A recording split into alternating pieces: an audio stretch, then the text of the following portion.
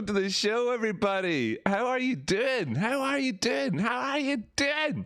I hope you're all doing really well out there, everyone. I hope you're all doing absolutely fantastic. It's very good to see you all. We have the next challenge ahead of us lined up for the old GMEs right here, and we know our targets and we know what we're looking for in general and the longer term stuff, and we can talk about all of that and tons more in today's episode. We've got some FUD to dispel, though. We've got some FUD. We have some FUD in the building, ladies and gentlemen. We have some FUD. Some FUD is in the building, ladies and gentlemen, and we need to dispel it. We need to get rid of the FUD. The FUD will be removed from the buildings, ladies and gentlemen. Do not worry. The FUD is being removed. Security has been called. Security is actually on the way, and the FUD will be removed from the building, ladies and gentlemen. Do not worry about it. It is happening. The FUD is being removed. So what is this FUD? What is this FUD that you're talking about, Rocky? We've got two elements of FUD to talk about today. Two elements of FUD. There's the FUD that everybody knows about. There's the FUD that everybody knows about. And then there's the FUD. Is this working? Is this working? Have I muted it? I've not muted it. Then there's the FUD that everybody knows about, the FUD that everyone knows about, and then there's the FUD which I actually care about, right? So there's two types of FUD here, and it's good to see everybody. Nice to see you out there, Apple Blossom. Nice to see you, V Bardos. Nice to see you, Paint by Nate. Good to see you, Nate. Good to see you, the Moon Meme, Jeff. We have, who else do we have here? TradeSpot, and of course, good to see you, Jeff. Good to see you, Strunkle. Good to see you, Grape Ape. Good morning, my friend, V Bardos. Good morning. Good morning. Good morning, everybody. It's tea time with Rocky. You know, tea, that's fine. Have coffee. I've got a glass of water here. Ah, que refrescante. Well, so there's a couple of ways we could do this FUD.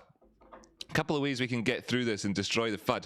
I think what I'll do is will wait. I'll be patient. I'll wait until like we've got a few more viewers here before I talk about the FUD that I actually really want to dispel here, that I've been needing to dispel, that I actually had already thought and believed that I had dispelled, but I'm not too sure where it is on my channel, if I can find it. And well, we need to do it properly, right? We need to do it properly, and we'll do it together.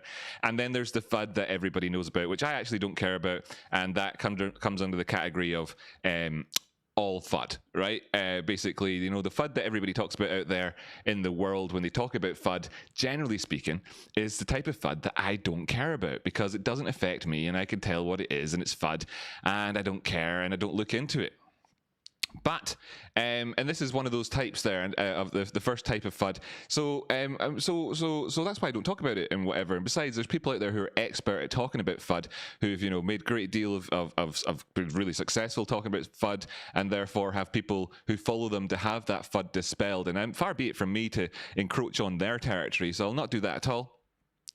So there's plenty of sources out there to, you know, Reddit, for example. All the smooth-brained apes out there know that they can go along and go on a super stonk or whatever and talk these things through. So so that's fine. But anyway, there's also but what do I mean though? There's two types of FUD, right? You've got FUD, which is that type, which is the type that gets all the headlines and captures most people's attention. And then there is the insidious type of FUD that goes around, which is only insidious by accident, you know, and it's perpetuated by naivety and innocence, okay?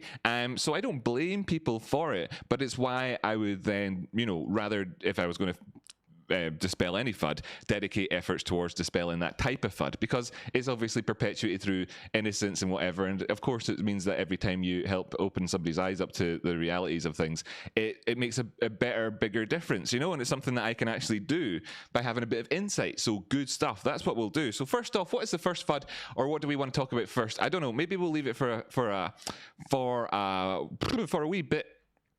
Maybe we'll leave it for a wee bit and talk about a few other things, just because, you know, we have time here. It's 2:10, and there's plenty of things that we could talk about, like pre-market AMC. Let's just see what the latest pre-market figures are.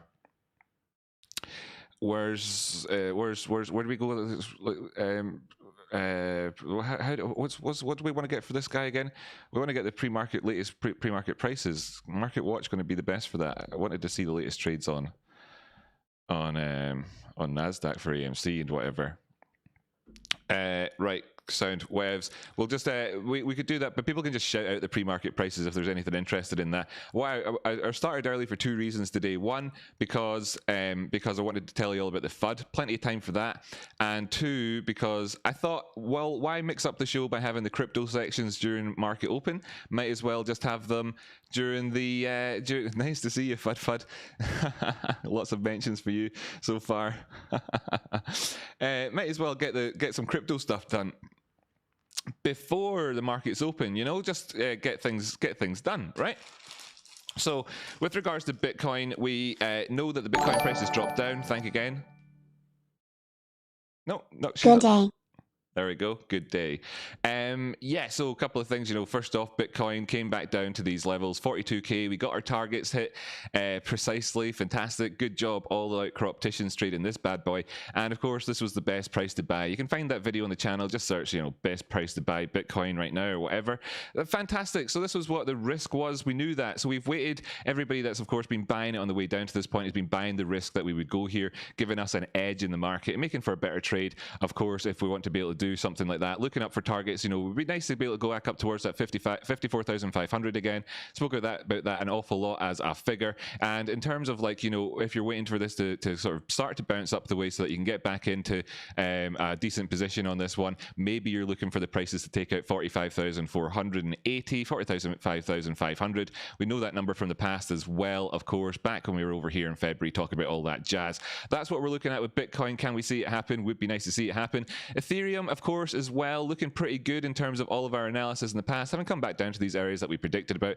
Didn't quite get as low as $3,005, having gone down as low as 3,243 today with the price action so far. So, you know, very, very good to have got in here at these low levels. Price is back up currently at around about, why is my price not showing up on screen here? There we have it, 34,400. So, you know, obviously we've recaptured nearly 10% of the move up the way again on this one. Fantastic already as well. But will we see some more? Well, we could keep our eyes open for that 2,900 area like we've been talking about, but I want to see how it evolves. Ethereum, Bitcoin, therefore, what are we looking at? Well, of course, you know, we've had this really lovely solid rise up, everything going along, you know, again as well, just, you know, without blowing my own horn too much, tooting my own trumpet, we did exactly as we said that it would be doing.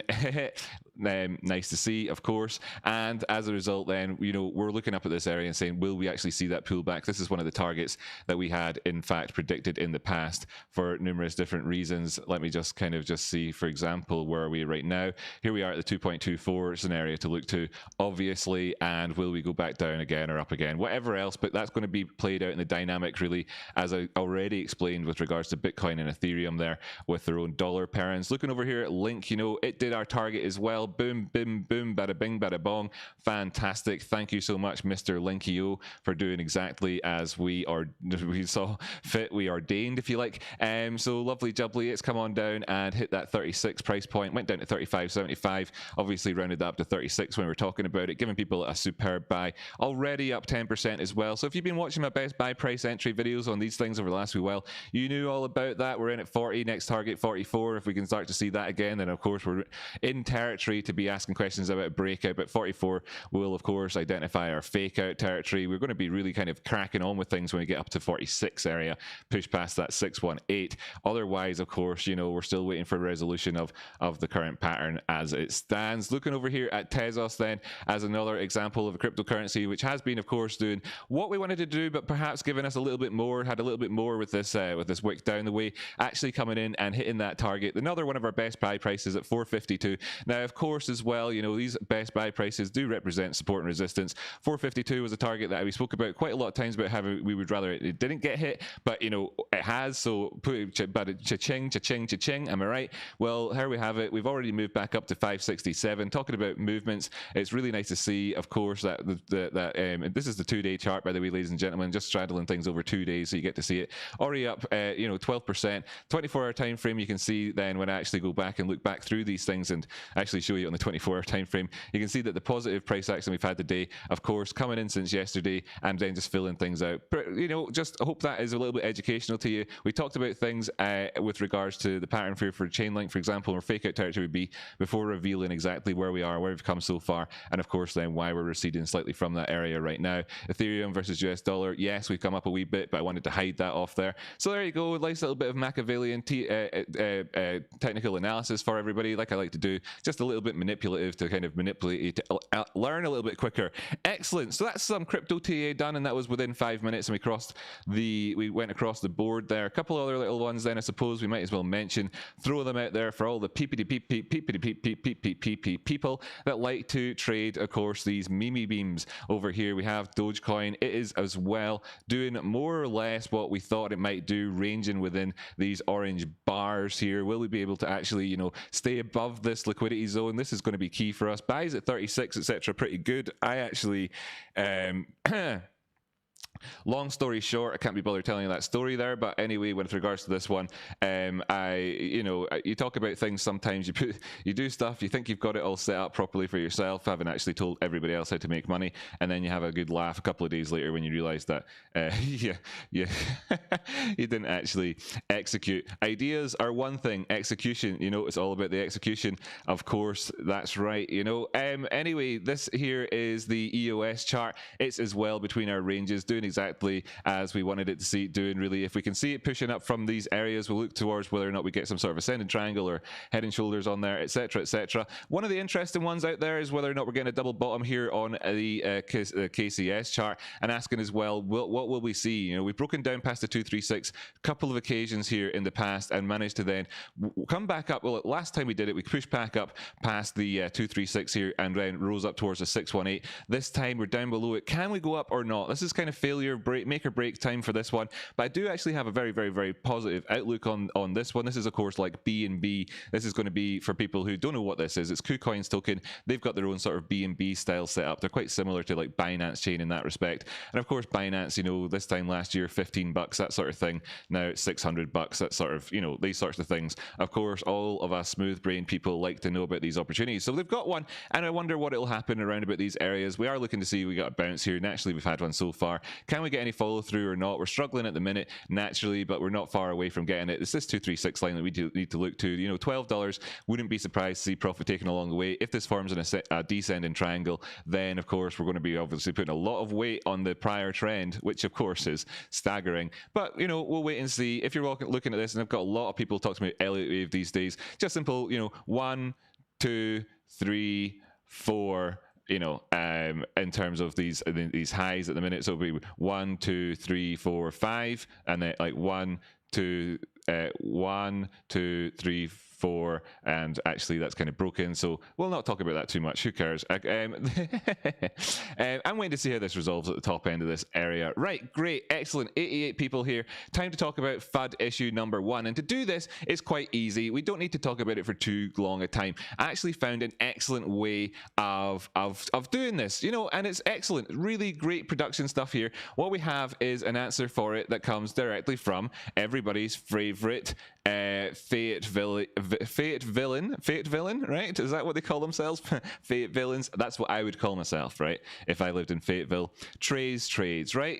You've got a guy here who has put out what I would call an excellent advert today, right? An excellent advert for Matt Kors, right? Really great advert here. It's an 8-minute 10 video. Really, you don't need to watch anything past the sort of, well, let's just let the one and only Trey do it for us, right? Here's some energy for you and all the good stuff. Why not start off the day with this? Thank you so much for Trey. By the way, I'm not in a bad mood with anything at all. No, guys, I'm totally in a good mood. Right, so that's the bit where you'll this is some freaking silly putty, silly chicken, stupid chicken bullshit. Like I say, this is actually really just an advert for Matt Kors, but this tells you the answer. Where does he talk about it? It's when he kind of turns around and looks at the camera. So he's just this constitutes like the advert for himself section on the show. Just when are you going to turn around, Trey, and talk about Matt Kors? He just sums it up for us. Of this to me, right? He sums it up for us here. also bought calls. Now, I don't know the exact number, but if I was to take a guess, they probably have more calls than they have puts, whether it's a 2-to-1 ratio, 3-to-1, 4-to-1, is that they're hedging their bet. They're essentially saying, if this does not go up, I have a put here that if it goes down, I at least come close to break even or break even on my risk involved for my position too. I don't know off the top of my head. Bought stock. Come on. To then sell off mid-squeeze in combination with... Sorry, wait. I have to skip all of this stuff too. ...in the top. But I want to address... Where is he talking about it? He said like he had a phone call with Matt Kors. That's the bit that's good. That's million in total volume in that first. There we go. You can see anywhere between. This is all you needed to know right here. Everything else, and including this bit, it's just an advert, but it's really well done. And no wonder he gets 40,000. 3 million to 10 million in total volume in that first 1 minute. That first 1 minute, we have 9 minute of trading on AMC stock on. Okay, he repeats himself a fair amount here. It bought in with about 750,000 shares, 724,000 shares, and I had a phone call. So there's your simple FUD there, right? These sorts of things go around all the time. This is simple FUD. It's great. It's meat and potatoes for trades over here. Little clip there, nice, excellent advert for himself and Matt Kors, fantastic. You know, and that's what it is, and it's great. And that's the sort of the FUD economy that you have there. And then as well, it gets dispelled right away. And it's so simple. I'll just let the sort of the maestro himself do it here. Matt Kors this morning, and it was very insightful. I think this is some information worth sharing with you guys. He said this, and I want to pass along this message. He said, in the first minute of trading on AMC stock on any given day, you can see anywhere between 3 million to 10 million. There we go. So that's all you needed, that simple sentence there. That's what it is. So that's the difference between having your sort of your head screwed on as an ape out there and as a sort of like, you know, the sort of the panic FUD merchant stuff. So FUD, was it FUD? Yes, it's FUD. Fear about AMC being bought up by Citadel for reasons, right? Uncertainty, what's the uncertainty about? Well, the uncertainty is about, of course, our I suppose let me just go over here. This is not something that I am prophesizing here in any way, but I suppose there's people have summed this up really well in the past. And it came to pass when the Pharaoh had let the people go, that God led them not through the way of the land of the Philistines, although that was near. For God said, lest perhaps the people repent when they see war and they return to Egypt. So you know, what I was going to say to people was, you know, for people that FUD there, it's cool. It's a taxi to Egypt, right? That's what I was going to say. And I thought to myself, a taxi to Egypt over FUD? Who the hell's going to understand what you're talking about, Rocky? So yeah, anyway, I'm not a religious man myself, but there you go, Exodus 3:17 for people who want to look that up themselves. That's FUD is just, you know, taxis to Egypt. But there's other FUD that we'll talk about. So I'll just catch up with everybody, see how it's going. Anybody want to shout out any sort of pre-market stuff or anything? That's all good. Spencer Barth, you're late. It's all right. It's all good. You're all right. Don't worry about it. It is, though, a very important date. I agree with that one. The second half of course, the bit that remained unspoken. Nice to see everybody in here. Scott Baker, good to see you. The Method Meme, nice to see you. Scott Baker again. Stronkel, Randy, Ultimate Strife, there we have it, some tear laughing face. Yeah, people panic over nothing. Good morning, Daniel. Good morning, TradeSpawn. Excellent. So, right, no taxis departing from here for Egypt, of course. We are the people who have seen war. We have seen war, right? Okay. Actually, massive respect to all the vets out there who actually have. I'm not a vet myself. I wouldn't claim to be one. I'm not going down that. I'm talking metaphorically here, right? Just be very clear. Talking metaphorically here.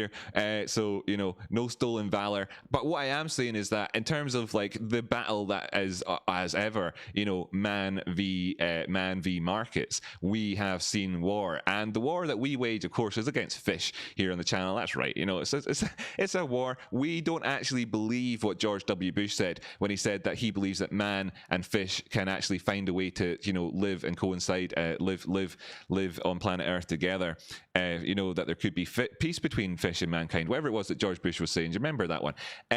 No, we take the opposite stance in that we actually want to, you know, not only just teach the men around us how to fish, but actually, you know, set them up with full-on trawler companies.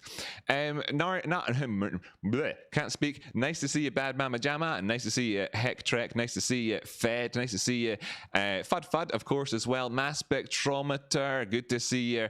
Good to see you, Stephen Kimbler. Right. So, what are we going to do from now on, ladies and gentlemen? What are we going to do? We're going to not just like go on. We're not going to stand in that queue, right? We know that, you know, when you know, the British people especially kind of get this, is that if you're walking down the street somewhere and you see a big queue, you think, what's going on? Think donut shop with, they've had a big Instagram campaign and everybody's outside the donut shop waiting to get donuts for the first time. And you're like, my God, those donuts, right? They must be amazing. Well, what the Fud Factory does, right, is it sets up a taxi stand for everybody who, of course, wants to go back to Egypt. And if that's you and you're looking to kind of have the boot be put back on your neck, now I know what it's like when you transition from a winter of fear and discontent into the summer of course, financial freedom, and your neck feels the wind against it for the first time in a few months. It's a bit like, oh, I just really put that boot back on there. I'm getting a bit chilly over here. Okay, and there's, of course, this big old line with hundreds of thousands of people standing in it, all waiting to get in their taxi to Egypt, and that's what that's for. And I understand that it's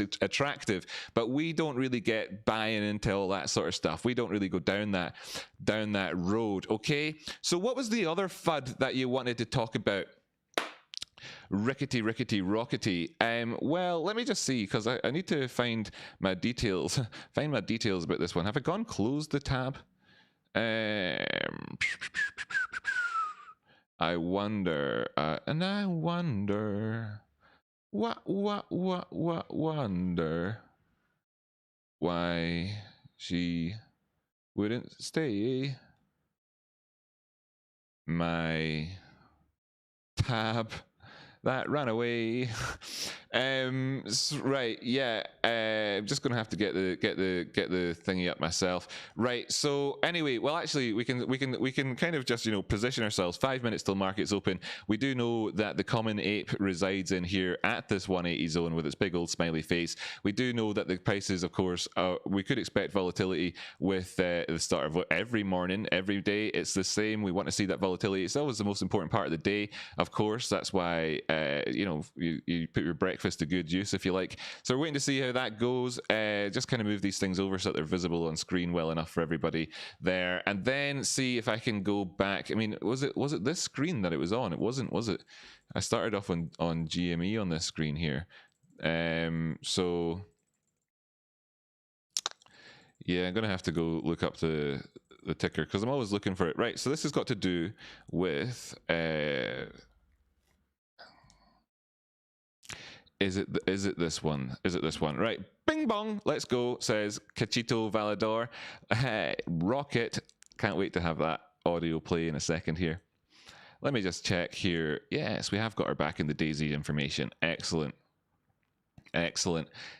So there's a few ways of presenting this information to people, and I think is extremely important. Maybe with the fact that we've only got a few minutes left, actually, maybe I can't do this. But there's something Bing bong. Let's go. Rocket. Yeah, there we go. Rocket. Can we get a Rocky Attenborough impression? And here the common ape patiently waits for the markets to open. The prices of GME are at 180. The common ape is ready to pounce.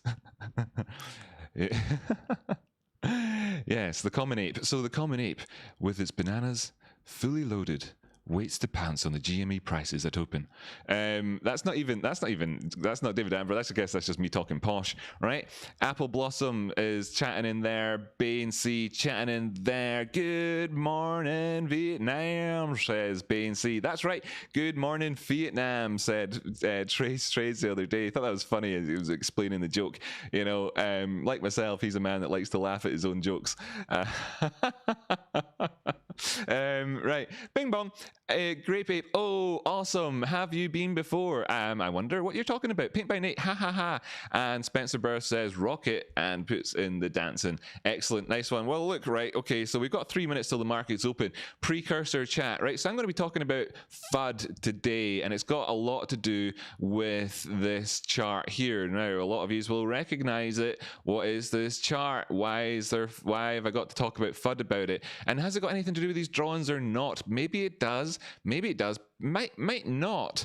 It might not. It may well not have anything to do with those at all, really. But we will see. We will see if it's got anything to do with that. It might have something to do with it. I don't know. It might not. I don't know. We'll see how it goes. I'll probably do it today. The thing about this FUD here in particular is this is long-lasting FUD. This is like endemic. This is the FUD that I'm going to be talking about here, which is, like I said as well, it's the insidious type that's promoted and perpetuated by naivety and innocence. And that's fine, because 99.999% of people operating in the markets are going to, as a generalization, you might as well just go full whack, right? I mean, basically everybody is operating under the impression that, of course, that there's people out there that have already commented on these things, that have got opinions that are worth trusting. And of course, we're talking about people right up to the very, very, very, very upper echelons of society, right? Of course, ultimately, right, because I have explained this already at this point, ultimately what that is just a big taxi rank, right? It's just a guy at the front controlling the taxi rank to Egypt, okay? It's the taxis to Egypt. And if you want to get taxis to Egypt, that's cool, okay? That's cool, okay? I mean, you don't want to go through the land of the Philistines. You might have to face war. Hey, Rocky Outcrop and Tradespawn, and thanks for being here today. Looking forward to TA and good time. Thanks so much, Mike. Wow, super appreciated. Wow. Micro versus Microvis check and check twit. Microviz, check and check twit. Oh yeah, I forgot that I do this. You'll see that my Twitter game not super massive, but is somebody gone and put that in? Rocky Outcrop, Satoshi Stosher, when Eminem and big financial institutions tell you or create fear, we should do the opposite. That's the message for market at the moment. They need cheap cryptos. Great. Look at that. Somebody talking about fear and stuff. I didn't even notice it before. Wow, fear is the topic of the day, ladies and gentlemen. Peter Hewer, obviously him and I operating along similar wavelengths. Wow, that's amazing. Stacker Satoshi, has he not blocked me? No, it's Satoshi Stacker. No, it's Stack. Yeah. Wait a minute. Yes, Satoshi's. Wait a minute. Has he not blocked me? Has he unblocked me? He's unblocked me. Wow. Wow. This is the dawning of a new century. Rocky Outcrop, are you watching me? I don't know. Are you watching me? I'm watching you. We're all watching each other. Wait a minute. What you got here? Donuts. Oh my goodness. You're actually getting donuts as we talk about donuts. Wow. Geez. Right. Sorry. Bad. I see, Bad Mama Jama. Yes, buddy. Yes, I'm spying on you. I know you're waiting at that donut shop. There we have it. So the market's opened, gap down. There we had it. Okay, so I'm glad we just talked about that. There we have the common ape. We were waiting, ready to pounce here at 180. So we need to see the prices obviously come back up, fill that gap up. That's what I'm hoping for today. Of course, this is what we anticipated really overall. Didn't want to start off on a negative note. Now as well, also didn't want to mention that we're going to obviously gap up here with the pre-market prices with AMC. But we're looking to see, will we see this come down and fill in this gap today as well here on this one? That's the first starting point, right? On any given day, when you see the gaps emerging on the charts, there we have them. Will we see them filled? Just going to pop this up to the 15-minute chart though. Okay, straight away on the 15-minute chart. I know there's only 4 of these an hour, and this is the most important hour of the day. Just let's have a quick look and see, well, obviously clear support in this area. This was at resistance. We only actually made it back up to a resistance area overall. The markets, yes, pre-market prices, post-market prices did go into the 15s. That is, of course, absolutely inconsequential to us. Another bit of that whole sort of FUD would be the consequences of getting overexcited about watching people stream at whatever it is, like 6-7 p.m. US time when the markets have closed, and they're like, oh my goodness, the AMC price is $15, we've broken resistance. Did you read that on Twitter or on Reddit today? I don't really read Reddit all that often, but I opened up Reddit just to see what the chat was earlier on, and because I wanted to see what the FUD was about that Citadel purchase, and then You see people talking about how it's broken resistance. I mean, yeah, great, right? We've already filled in the gap. Super start to the day. Let's actually just put in this 3-minute time frame here. As you can see, we filled in the gap here. Well, more or less, that's going to be good enough for us at the minute. So yes, still the question though, because it's more or less, do we come down and actually give that a proper retest at some point? But that was obviously going to be the first 3 minutes of price action. I hope you're learning something here, ladies and gentlemen, overall. And of course, with this drop down, this was pre-market trading, could have known that. We've had a movement back, we've had just movement down the way so far today, coming down and actually wanted to test resistance in here, 170. Well, 170 is of course where we left off talking about yesterday. That's right, yesterday when we talked about the lunch coming up here. By the way, you'll notice something here, right? This here price action right on your screen right now. This here, now bearing in mind that this is just on the 5-minute chart here. I want you to look at this and just be aware of something. Just be aware of something here, right? You don't need to, now this is something, right? I'm aware there's 136 people watching this stream right now. Now I'm going to talk about something which I expect, and I don't mind, it's not a big deal. But initially, when I talk about these things, I expect no more than maybe 13 people to really kind of properly, be following along properly. Totally fine, don't worry about it. The wrinkles will come in time, ladies and gents. Don't worry about it, right? But a lot of people will understand this immediately. And to those people, and what I want to say is right here beneath the common ape, when we were talking about how the common ape is looking at this price action here, looking over here at 170, when we talked about it, leaving off yesterday before passing the baton on to trade spotting, we were talking about coming up to 170 and the importance of breaking 170 and staying within the 170s, etc. And we were talking about all the trading and what had taken us there and the ranges, etc. Blah blah blah. And we had this sideways price action, but it was obviously sideways and up, and then we moved up above 170. You remember when we left off, we talked about the importance of all of that, okay? And then you see all this here, just that, and now there's going to be a big distinction because, of course, this is the 5-minute chart, but it's the same principle that applies, okay? And I know that you guys that follow along with that much so far are doing pretty good so far. Now, yeah, we've got time here. We talked about the first 5 minutes. I want to show people a couple of things in the world. Well, actually, no. This one here. We'll come back to this. We'll start off. We were talking about GME here, right? And we're talking about this. So this is something else to kind of educate people on, right? Just going to educate people. Let me just get another. Let me just duplicate my tab over there so I can get GME back up again without having to like bring up the tickers and move the charts around and allow me to be lazy. As we look at the GMEs, right? And I want to show people a little bit of edumacation, and this goes some way towards dispelling a degree of let's just call it innocence, right? And that's a good thing to have, right? A degree of innocence being dissolved. And we'll go down a time frame. What are we looking at over here? What's the ideal one to look at us on? Maybe one would one be the ideal one to look at this on? Or 2. I'm not 100% sure which one I want to look at on this to dispel this idea for people. Maybe the one. Yeah, let's do this with the on the 1 hour time frame, right? This is March GME prices, okay? And what you have here is the prices going along in this sort of a shapey just here, right? Excuse me, the drawings jammed themselves back on screen. We'll just do this without drawing on things. You see this area just here, we have that idea.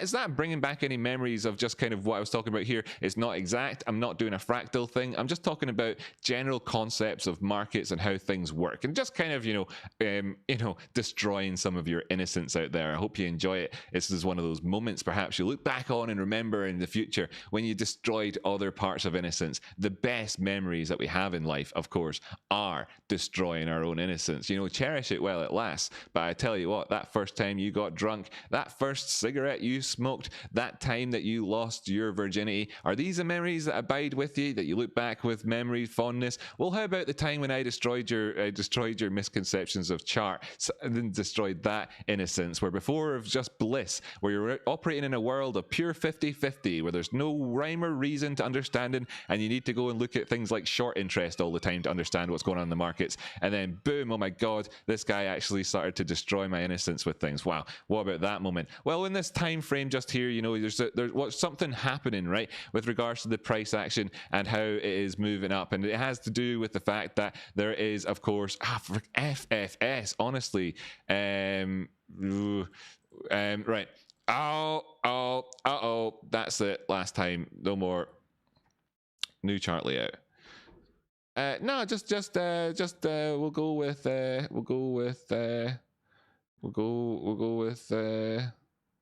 do I need I need to make a name? No, load layout. No, new chart layout. New chart layout. All right.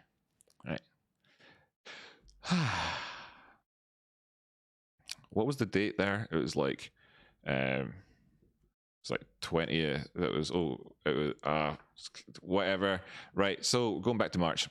Here's March here, right? March there. Okay, and this is great. Here we have it, right? So this kind of movement up in the pricing, what you have is the market's being controlled by a smaller number of players here.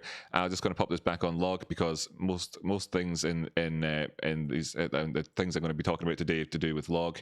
Checking in with the prices just here real quick on our multi-screen actually before I get to anything. Yeah, so we're waiting to see if that pushes around. We come back.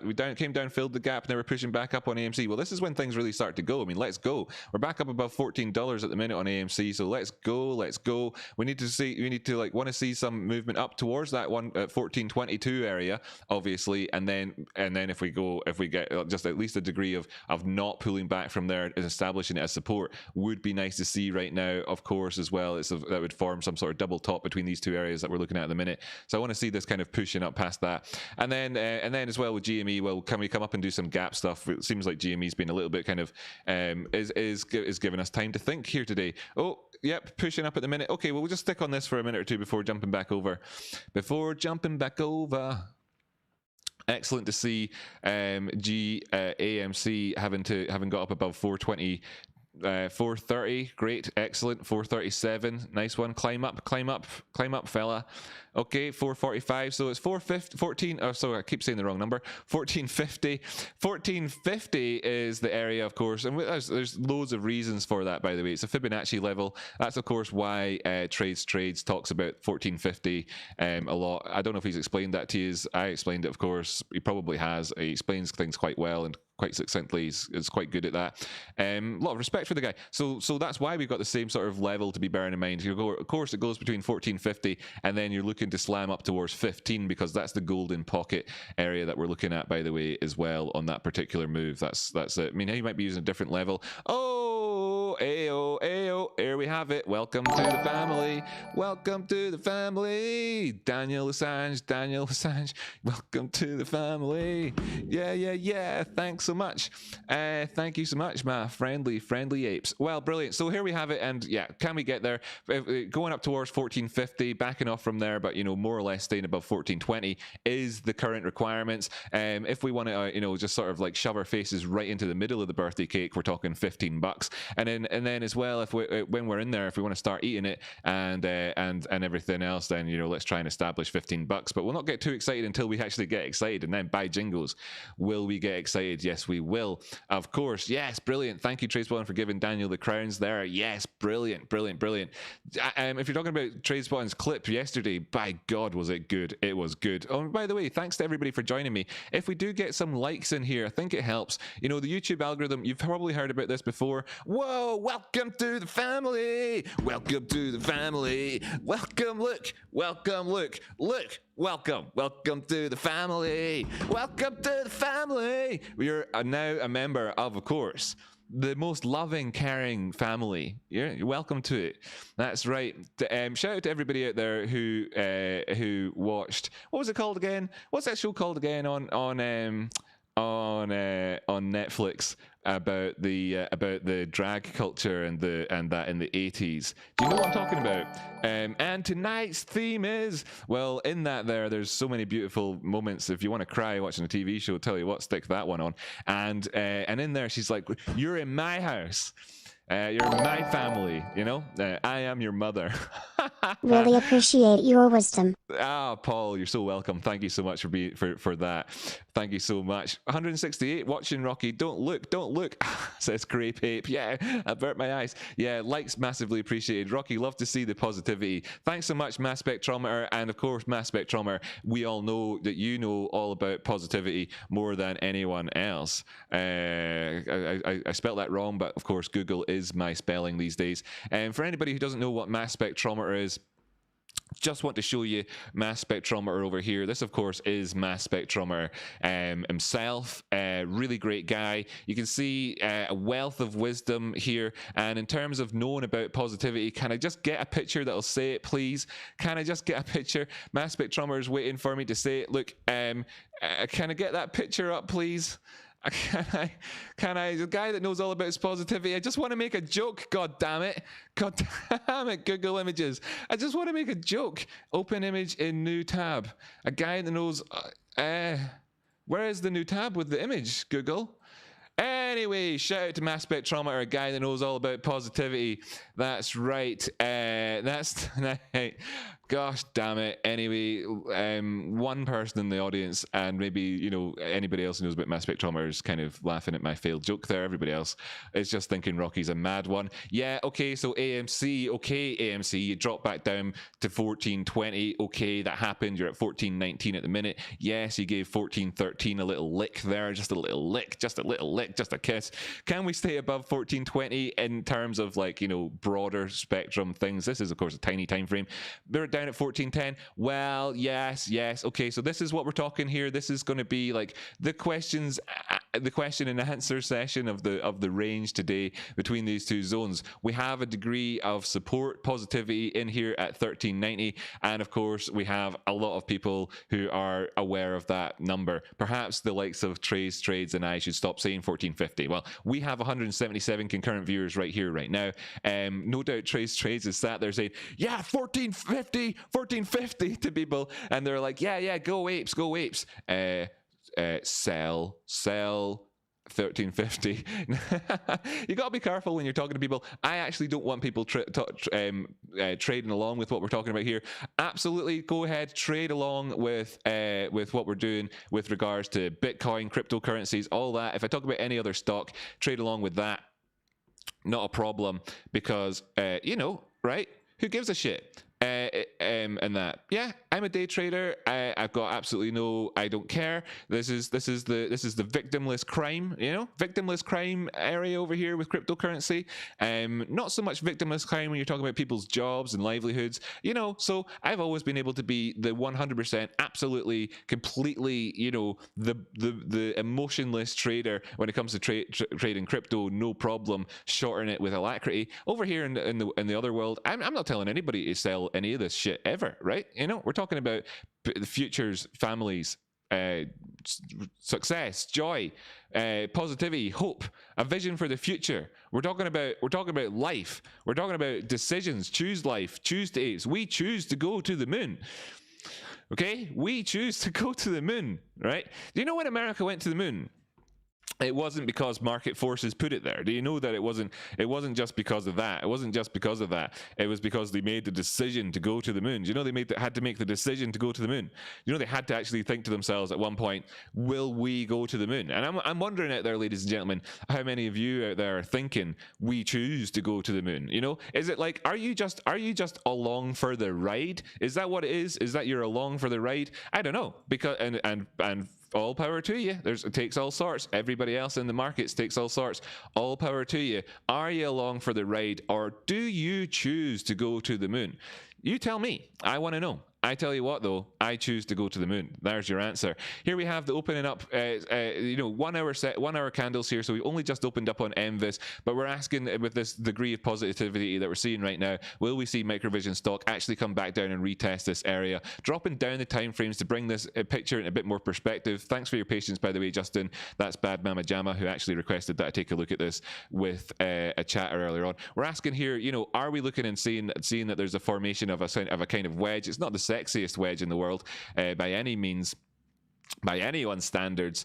The most recent rise up in price kind of prevented it from being too wedgy, because you see here, actually, tell you what, this is what it was here, in fact, there. So we had that wedge kind of like this, and we're seeing a bit of a breakout from it. Excellent, actually. You know what? Now we come back down and retested it. Well, this defines this allows me to communicate with you with regards to the current thinking. I mean, just using the horizontal ray here actually to pop this tool in, to pop this line in here and show you, like, that's our previous high, but you know, this was the sort of the flux area around that high that comes in at where we had our last area of support.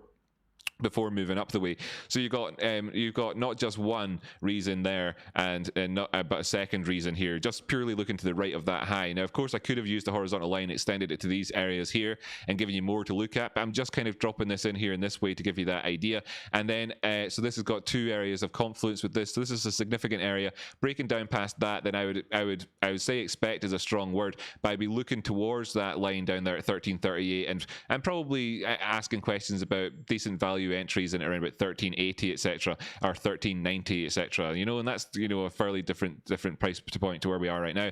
But here we've come back down to test off this wedge post breakout. This is exactly what you'd want to see happening. So if you want to trade trading off the back of that retest, I guess I'm just ever so slightly 1 minute, 2 minutes slow in terms of talking about that. If I'd started this section a minute or two earlier, I said that then, but we've got plenty of time to go and there's no need to chase trades. We could be looking at this coming back down for a second trade, a second bounce off of this again anyway. That wouldn't be much of a surprise. As I realize, shout out to TradeSpawn, as I realize that my trade on Chainlink that I didn't chase last night. Jamie and I TradeSpawn last night chatting about Chainlink. Shall we chase? Shall we chase? It's like, nah, man, I don't have time for that. Ain't got no time for that. Went down to the link charts and there was a fire. I ain't got no time for chasing shit. Anyway, just something that we were messing about with and didn't chase it anyway. Of course, that's up 10% since, and by not chasing it is like it went down to my entry, moved like 5 cents away, and I was like, fuck you, price action. I'm not moving. Yeah, these things happen, don't they? Anyway, so I don't chase trades and I won't be doing it in this area, but we'd be looking to this point and saying, can we move up afterwards? Would be nice to see if we got the girth of this move. You're looking at something like between $14.90 down to $13.35, so that's $1.60.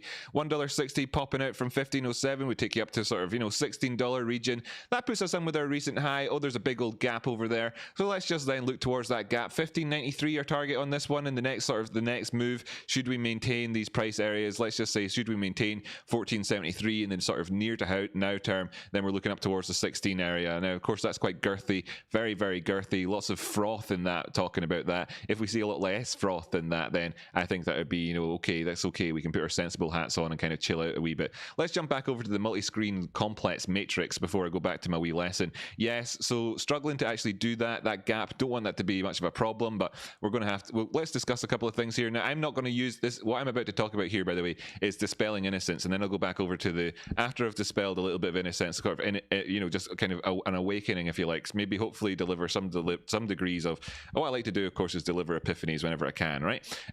So if that happens, then great. If it doesn't, then no bother. So fine, just there'll be more. There's always more. Literally, you'd be surprised.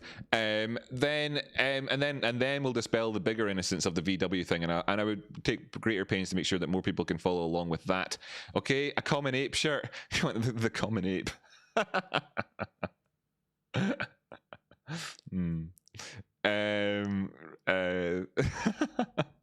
Common ape.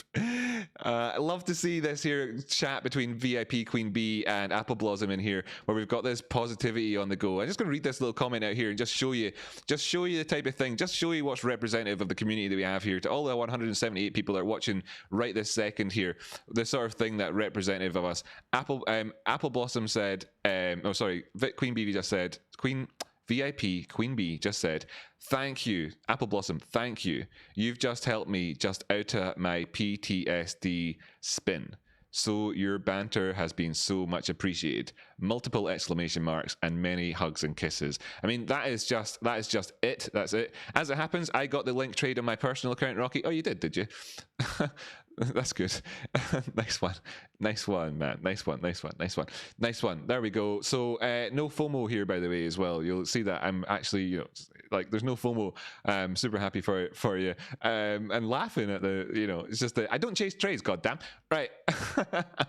Yeah, so great. I think we're kind of good, okay? Anybody can scream, you can spam this chats or whatever. I'll try and keep an eye out for it. If anything actually starts happening in the world. Invest is taking up my right-hand slot there in the top right. Well, we can see, I suppose, I'll leave that up there. I don't have the targets marked out in terms of what we were talking there. There was like the sort of the 1380 level down around about this region. I'll just stick a couple on there for folk, sort of we're talking somewhere in about there, and we were also talking about how we wanted to, there's going to be retests of this thing, so I'm going to assume that's in about that area that I was looking at it for that, so that would make sense. And then of course what we're looking at then upwards is somewhere to around about the $16 area, because we don't need to get too sort of wild on it. I already said the other sorts of numbers. Let's just call it these sorts of 3 areas, right? So let's just see when we check back on that later on how we're positioned on that one. Okie doke. Right, let's do this. First off then, let's dispel a little bit of the old innocence, right? So there's this chitter chatter here, and I know that this is something that gets talked about from time to time. For example, and let's just be clear about things. For example, yesterday in Warden Elite's stream, he was talking about this. Oh, what do we have there? What was that? Is that just a subscriber? No words being spoken. Oh, somebody's just become a member. Welcome to the family. Welcome to the family, Paul. Welcome to the family. Open arms. You're welcome. The best family. Thanks for joining. Thanks so much, man. Welcome to the family, my friend. So yeah, this is something that gets talked about. Warden Elite, there's a guy who is definitely got a super good trajectory. This guy, Warden Elite's going to, whatever you think about him, right? What you're talking about here is somebody who is doing a few things at once. He's trying, right? Trying, damn good, right? Number one, I will never look down on somebody who's trying. Number two, he is actually succeeding in a lot of ways. Boom, nice one. No need to look down on people who succeed in any ways. Now, of course, young people, they'll have problems with communities, things will happen, whatever. Young people, right? Young people, that's just it, that's just the world. We were all young once, am I right, ladies and gentlemen? Yeah, so young people, we've all got the t-shirt. And it's raggedy by now. Of course, it's worn thin because, let's also face it, nobody wants to take off our young person t-shirt after we've got it, right? But, so who cares about all that? I'm not going to care about that. What Warden was talking about here was, he was talking about making a distinction yesterday on his show, talking about stop hunts and conversion and trying to draw things out and give people lessons and stuff. Tell you what, the only way to become an expert at anything, the only way to master anything is to teach others. That's a fact. I fully agree with. And, that's great. That means he's on the way to something here. But let's just hope he remains open-minded. What this here is actually just a liquidity hunt, right? This happens all the time, and it's as common as muck in cryptocurrency land. And you can see here the prices were rising up. This price action here was controlled by some people to an extent, okay? Now, and the prices moved up. And then there was volume. Can I just see this in a way? Where do I go down the way here? So you can see that there's these big volume candles when it got green again, etc. And typically people look at this and say, oh yes, bounce, la-di-da-da. We came up here, oh, big sell-off candle, yeah. And he tries to explain it to people, and he kind of misses a little bit of like, what actually, after looking at these things for a long time, actually then becomes something that just is staring you in the face. And he talks about market makers and everything else, and that's all good. Lots of great information in there. Let's 2.0 that information, shall we? Let's just kind of, stand on the shoulders of giants, if you will. Okay, so it's all super positive over here, and we love everybody. Let me get that disclaimer out, right? Let me get that disclaimer out before anybody chooses any opinion about what I'm saying at all, because there's one thing that's true, is that I've got a massive amount of respect for every single person out there, no matter who they are. Right, done. Bang. Good. Now, moving on, that we don't have to talk about that anymore. So what we're talking about is how this happened then. What really was it? Let's just dive down the charts then to take a closer look at it, if it doesn't consistently move me way off screen and make it impossible for me to do that. Right, great. Here we have the 15-minute chart, and we're getting to see a little bit more of an insight into this movement up the way in the prices and the way that the candles were low, the volatility, etc., the true range and all that sort of stuff. And when it got up to this price point here, you can see that there actually isn't that big wick that we were seeing on the larger candles. In fact, what instead there was is like there's actually just no wicks up here. And this 5-minute period or 15-minute period went by. This like 15 minutes, 15 minutes, 15 minutes, 15 minutes, and then 15 minutes and 15 minutes. And you can see that this actually all this thing that was which happens in crypto in the space of 3 minutes, 4 minutes, 5 minutes, 10 minutes, happened over the pace of an hour, right? So he was saying that this was not a stop hunt and not liquidity hunt. Well, actually, let me just kind of show you then. If I jump down to the 5-minute time frame and we actually look at this, and you can see that no matter what labels you want to put on things, and I'm not a man for labels at all, no matter what anybody else in the world wants to use things, whatever, blah blah blah, I'm not like that. But anyway, and I understand that there's the taxonomy trading, I've talked about it 100,000 times on the channel. Obviously it gets all messed up, but what we are looking at right here is, of course, then the movement up. This is, well, for anybody that's just joining us, what I have at the minute is the GameStop chart open here. This is the 10th of March, right, in this area here, 2021, and we had the prices moving up, and then the prices dropped down. And what do you see here in terms of the volume now at this point, ladies and gentlemen? The prices were moving up here, and then there was this much volume, like this much volume, etc. When the prices drop down the way here, what are you seeing in these candles down below? Okay, so this is a candle here, just got this much volume, right? And it's happening, and it's making this much price action happen, similar to these candles on the left, right? You're seeing this here, and you're thinking, well, wait a minute, if there was somebody who had an idea, let me just draw an idea.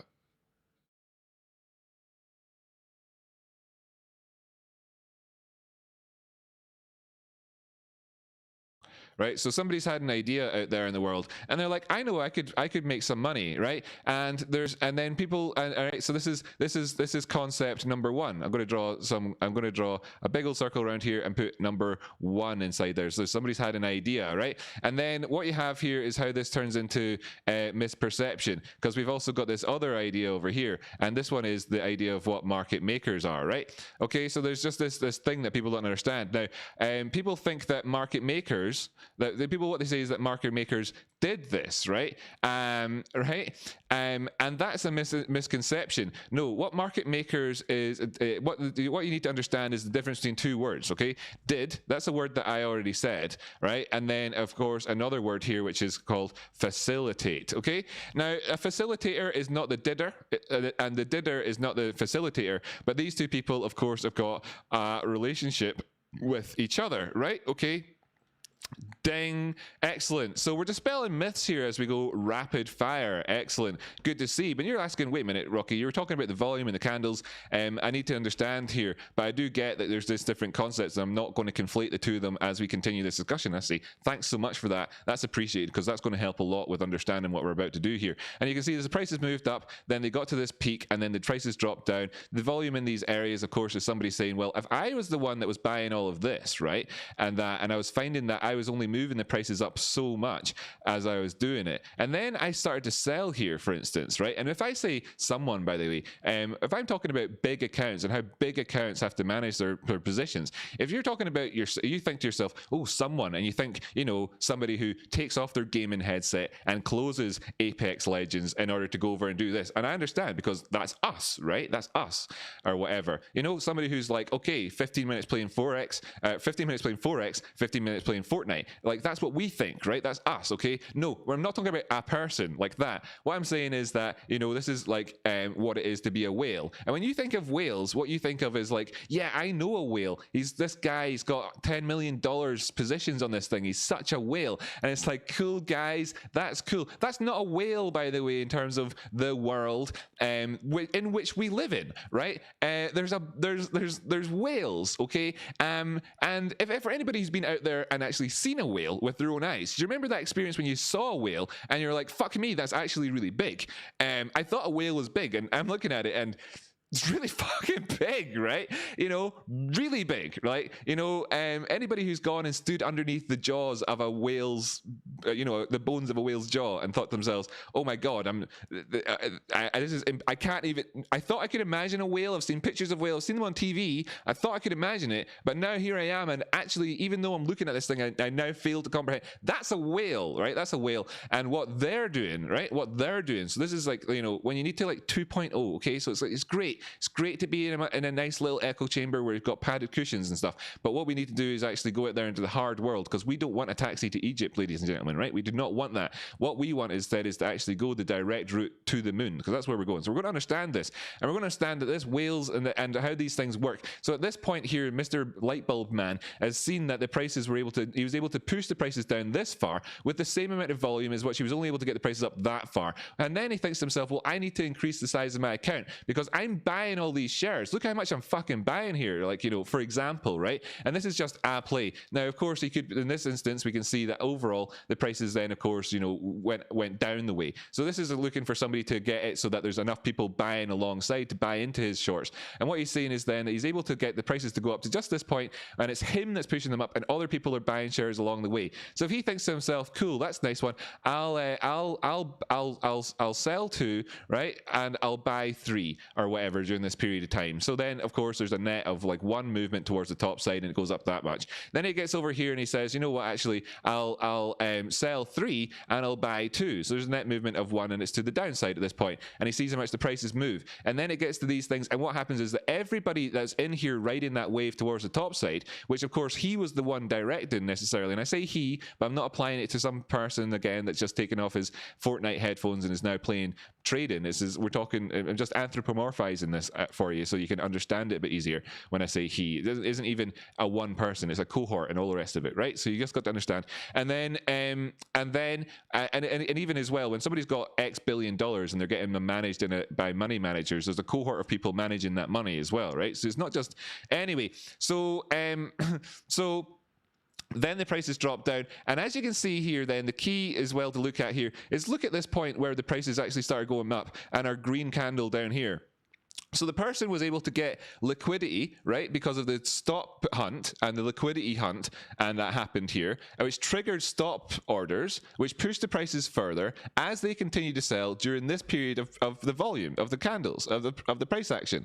As you can see, then they had to sell probably around about this much, and this much here was the larger amount was of course stops mixed in with his buys, and then at this point here, there's more stops. The stop hunt has completed. Check. And as you can see, there's a couple more red candles here as we're kind of stop hunting, right? Hunting, right? Okay. So, and that's happened, and the hunt is then completed. As we can see that at this point here, whenever your little ratio of buys and sells is actually having a bigger effect on the prices this direction, and it took fuck all volume, which means at that point, and everybody else, and that includes all of the common apes out there, right? That's us. That includes all of us are able to look at that point there and say, well, this is a good buy price because we can see that it took fuck all volume to do all of that, i.e., the stop has run its course. The liquidity hunt has been a success, and then the price has moved up. Now, what we can see as well is during this period of time that there's a degree of equilibrium. I can add to this discussion by putting in other meme ideas, such as the thing that gets requested to me an awful lot. If I just bring up the on-balance volume, for example, pop this up here, and we can see here, in this period of time, the on-balance volume was what in this period of time? Let's just see. It was, well, in this period of time here, and then we had the volume went up and down and up back to here, and then we see up and down and up, blah, blah, blah, and then back here. And actually, you know, if you were to just take a fucking straight line right through this thing here, then you see that it more or less amortized out. And then what happens at the end of that is that some ape comes along and says, oh, I know, they say the market makers just manipulated the market. Right? Now, when I talk about the market makers, I'm not trying to say Citadel, etc., or whatever. I'm not. Citadel do manipulate the market, and they are absolute cunts, and we are going to destroy them, right? And that's just that. Sorry for using the C word. But that's just that, right? But when people talk about the market makers, right, they have to understand that there's like millions of market makers out there, millions of them, etc. And what they do is facilitate stuff like this happening, and that's somebody else. And what it could have been, is that you had the idea man, all right, the idea man, and the market maker could become the same man. It could become the same man, and that's what Citadel does, and it's illegal, and they shouldn't be doing it, and they do it, and that's why we're going to destroy them, and tally-ho, good job to us, right? But that can happen, right? But this concept here happens all the time in all markets everywhere, and it's how large accounts fill up their bags, right? How do you think a company like Aberdeen, I live in Scotland, population of Scotland. Okay, this is where I live, 5.454 million, right? City in Scotland, let's narrow it down a bit more. Population of Aberdeen, right? Population of Aberdeen, 270,000. But and then total assets under management by Aberdeen Asset Management. Okay, let's just look up that. Let's see how much assets they have. Today we have a total of £464.7 billion. £467 billion on assets on behalf of governments, pension funds, insurance companies. This is Aberdeen Asset Management alone, just one company. Let me know in the comments if you've ever heard of Aberdeen Asset Management. They are one of the largest companies in the world. They are from Scotland, etc. But you know, assets under management, they've got 464 billion. And how does Aberdeen Asset Management get involved in this? So we're all out there aping around, talking about how we've got Citadel by the balls. Brilliant, we do. And we're going to crush those balls, right? And the big reason for that, and one of the that we've seen recently, one of the big parts about that is, of course, how we saw that sort of connection through Mad Vlad and all the rest of it, right? But what we have here is a situation constantly in the world where people like Aberdeen Asset Management need to, how do they get involved and how do they manage positions? You know, how do they do it in a period of time where they're in that? How do they get their bags filled? How did they get their bags filled? Regardless, if they wanted to be in this, if they wanted it, they had an idea. If the idea, right, was, we want this price action, but we want it here, right? We want this here, but we want to have 10 bajillion. We want to have that many. We want numbers. We want numbers you can't even understand of asset, of risk, of exposure to this, and that. So, and how do we get from here to here without fucking the price up in the meantime? How do we do it without completely fucking it all up? How do we do it? Because we're at this professionally all the time on behalf of people who've got billions and billions of dollars. And how do we do this? How do we manage that drug cartel's money without them coming around and shooting us in the head? How do we do that? And how do we manage the government's money without them coming along and changing the rules so we don't make money anymore? How do we do it? How do we do that? How do we get from here to here? How do we get from here to here? How do we get from here to here? So anyway, there you go. That's epiphany number one. Let's go back over and check the, not everybody will have appreciated or got along with that. Whatever, who cares? Doesn't matter. You're learning. It'll sink in over time. I'll come across and discuss these things again. I'm only really bringing that up because it was just a little bit of something that I saw 10,000 people watch yesterday, or 1,500 people watch yesterday, but what we're talking about, and I thought, let's explain this in a bit more detail, because here's something that needs to be explained to people, because it's common as muck. It happens all the time. And if we want to see it happening all the time, you can see it happening all the time in the Bitcoin chart. Oops, I'll just go back. I don't want to show, as an example, as an easy example to show it happening all the time. I mean, I can show it happening here in the Envis chart all the time. You can see it happening in any chart all the time. All the time. And understanding that component of the healthy way that markets work and how we need this to happen, understanding why these things happen and what they are, doesn't happen overnight, right? It doesn't happen in one of my streams when I talk about something. So, if you're part of that 200 odd people of the group or whatever that doesn't fully understand that, it's totally fine. Don't worry about it. No need to worry about it at all, right? Because some other time you'll get it. It's totally fine. But there's some people I helped, okay? And that's important. Oh, thanks very much for people who want to hit that like button. Really do appreciate it. Thanks for giving everybody a reminder out there. Horatio Garganzola. What a fantastic name. It's a little bit cheesy, but I like it.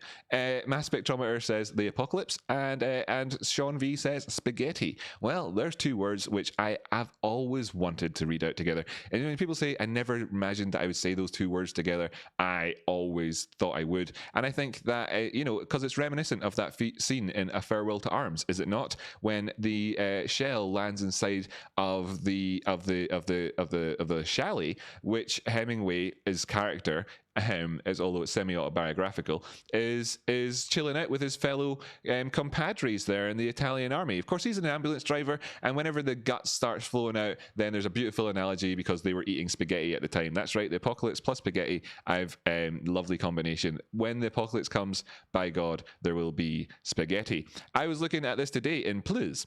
I get more and more with each stream. Yeah, wrinkles. I think you're probably talking about wrinkles. A little bit cheesy, says Luke. Yeah, it's a little bit cheesy. I like it. A little bit cheesy. Not too bad. Right, let's just take a wee quick look at where we are right now, because I know, right, by the way, in the near future, I think what people want, yeah, never change, Rocky. Don't change. Never change. Never change. It's too good. Never change. We want more of this. No, people will realize. People will realize. I'm thinking I'm going to do in Wednesday, because Jamie and I plan to stream every day this week. What I'm going to do, I think tomorrow, will be along these lines. Okay, let me just destroy all those drawings there. I don't need it. Open up the AMC chart. So I'll be doing AMC, and I just want to see how the stream goes. Right, I'm going to do this. I'm going to see how the stream goes. I'm going to take things like this off my chart. I'll remove it. I'll add on what will I add on? I'll add on Rocky Outcrop's RSI, and I'll go to the current price action. Right, I'll go to the 1 minute chart, hit the auto button, and what we'll do is we will sit and look at the screen like this. Right, so here's for the next 3 minutes a sort of taster of what tomorrow's episode will be like, because I think this is what people want. Right, this is what people want. 1 minute time frame. Maybe I need to go up to the 5 minute time frame just so I can do a couple of little things, sort of pop in a couple of things here just so that we've got some perspective. Jump down to the 1 minute time frame again here and auto it up, and then pop in little things along the way. So I'd be doing things like going, okay, great. So the oh wow, 13.89. The prices of AMC went down to our target there. That's fantastic. Yet again, we've called the price action fantastic, and we're inside a wedge at the minute. And with this here, I feel like this is going to be one of these classic upward breaking fallen wedges here, operating like a boss. We want to see the prices staying above 13.73. This is it, ladies and gentlemen. Of course, by this stage, we already talked about, because you know how it is, right? We're talking about the prices up here and saying how this would be an area that they would come down to, yada yada.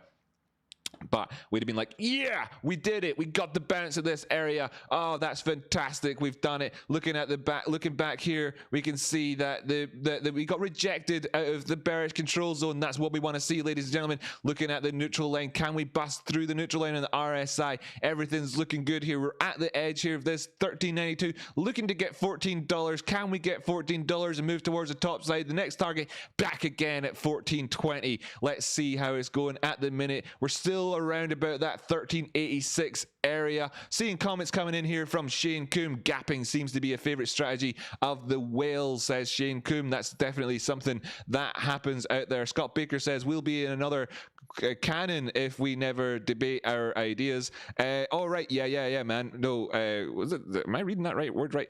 But yeah, we don't want to be. We of course we need to debate our ideas. Damn right, and we're going to be debating them. But let's bust past $14 first. Let's see. We've got this hella wedge on the go here. Hella wedge on the go here. V Bardos, please use the proper term. It's called ripping. Oh, sorry. Thanks, man. Yeah, look, we're going to be ripping towards the top side. Prices ripping up to 13.90. We are waiting to rip past 14. If anybody's got any spare cocaine, please. You'll find my just kidding. So no, don't do that, says Don Joe 360. But what? It's popular as shit, man. It's popular as shit. Everybody loves it. Why the fuck not? Sorry. But seriously, what if I did that? Imagine a scenario where I did that for 3 weeks every day, and we got the stream to have consistently 5,000 people watching live, and then I rug pulled all of them by then educating them, right? What if I got it so there was 5,000 people that were watching my education there now about what big markets, big players do? What was it 5,000 extra people that thought that, wait a minute, there's companies out there managing £500 billion, like $750 billion under management by themselves. What is 464.75 billion pounds in dollars? So it's that GBP to USD, right? $659 billion under management by them. $659 billion, $660 billion under management by them, and they're just alone, just one of them alone managing that, etc. So talking about these things, expanding people's horizons, oh my god, no, don't come down to the lower end of the wedge again and test support of this area.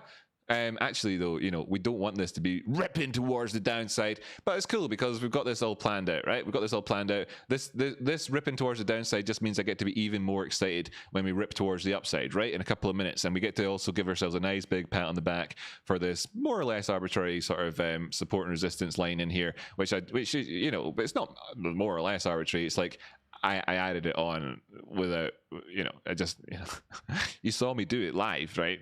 1 minute ago. So anyway, we're waiting to see. Oh no, testing the lower end of the. Oh, we bounced up. Yeah, whoa, brilliant. 1373. So and I shouldn't be saying things like, "Is that your best buy price of the day?" and drawing back or whatever. I shouldn't be talking about any of those sorts of things or explaining out too much. Not going to get too complicated. Why not? And then had the 5,000. Why not? Why not? Why not? So anyway, and I'd buy that, of course, main sugar. Right, great, nice one. Existential says, so the large lower wicks on the 30-minute, is that bullish since we pushed the price action up?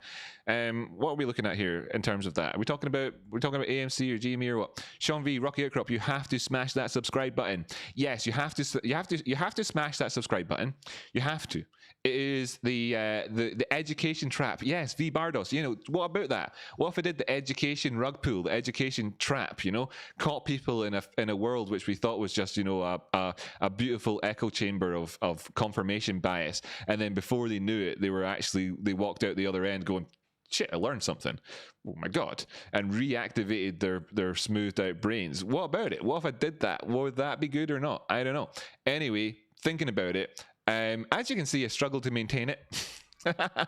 for the robots watching along, clear satire, very clear. So what satire is, for the robots who don't understand, is where you take something and it's like funny and maybe a bit edgy and all that sort of stuff, and then you give an underlying truth with it as well, and that it's kind of, it's good. It's almost like let's call it like educational humor, right? That's what that was. That's all that was. It's just all for education. By the way, everybody, I hope you're appreciating that I've listed my stream today in news and politics. That's right, news and politics. That's what this stream is. It's news and politics. This is not education. This is not entertainment. This is not financial advice, ladies and gentlemen. This is the news, the very news itself you've tuned into right now. If you didn't realize that you're watching the news, well, welcome to the news. What we want to see is, of course, this turnaround here. We're aware of these zones, etc. If it doesn't, then I'm going to wish it had, but it didn't, and I'm going to be quite sad. Eminem. So yeah, anyway, waiting. We are waiting. Anyway, so you can see how things get a little bit dry after a while, which is why I like to mix things up with like looking at a bunch of different charts and all that. Anyway, we don't need to do that. Right, are we ready for my financial advisor is 12. Nice one. And it's gone. Bane C says, yes. BH says, bingo. And I'm saying, absolutely. Don't know what it is, but I'm with you. Lol, I love you, man, says Aaron. Aaron, love you too. Acid was taken. You changed your name. Man, what are you doing changing your name? Acid was taken. You know it.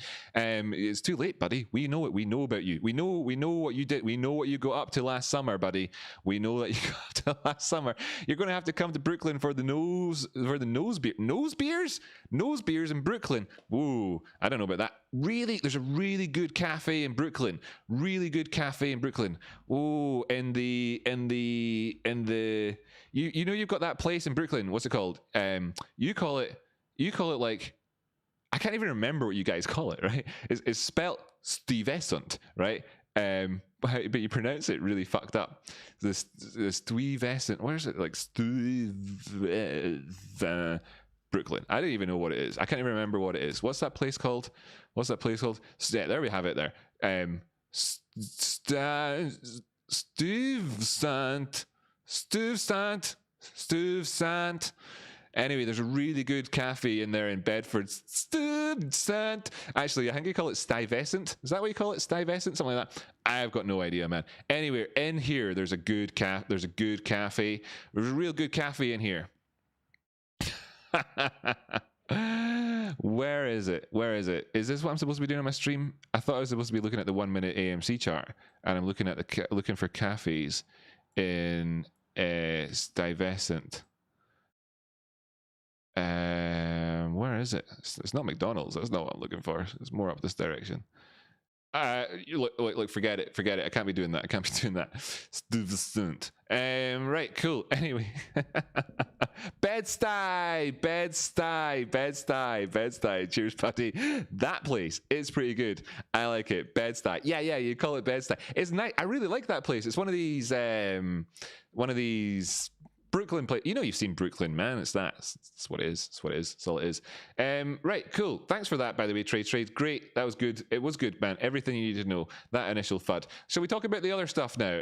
I think there's enough people watching, and I think that there's enough. Okay, look, GME updates. You know, we've come down here. We gapped down today. We put in this wick low. We actually pushed even further lower than that and ticked off here with our 16s, our 168.50 area. Yes, you know, we've tested. We've dipped our toes back down below that 170 zone. It's 170 that we're looking for. I would like, you know, if all of the trading apes out there in the world were able to, you know, let it so that I could pass the baton off to my bro to be able to take up the evening closing session. Would of course be a close above 1738. Here we have AMC, and of course as well you've got the sheer self-flagellation that the people that put themselves through by who first off, you know, commented and said that we broke $15 when of course where's that breaking of $15? Yeah, it was in bullshit hours. If you're young and new to the markets, this goes out to all my sort of 17 to 24-year-old traders out there, and you're young and new to the markets. What you're looking at in terms of pre-market trading is bullshit. Whoop, whoop, whoop. That's right. Excellent. If you had to sum it up with one word, Rocky, what would you use? Probably not fantastic. And that'll do. Probably not super brilliant, absolutely awesome, good stuff.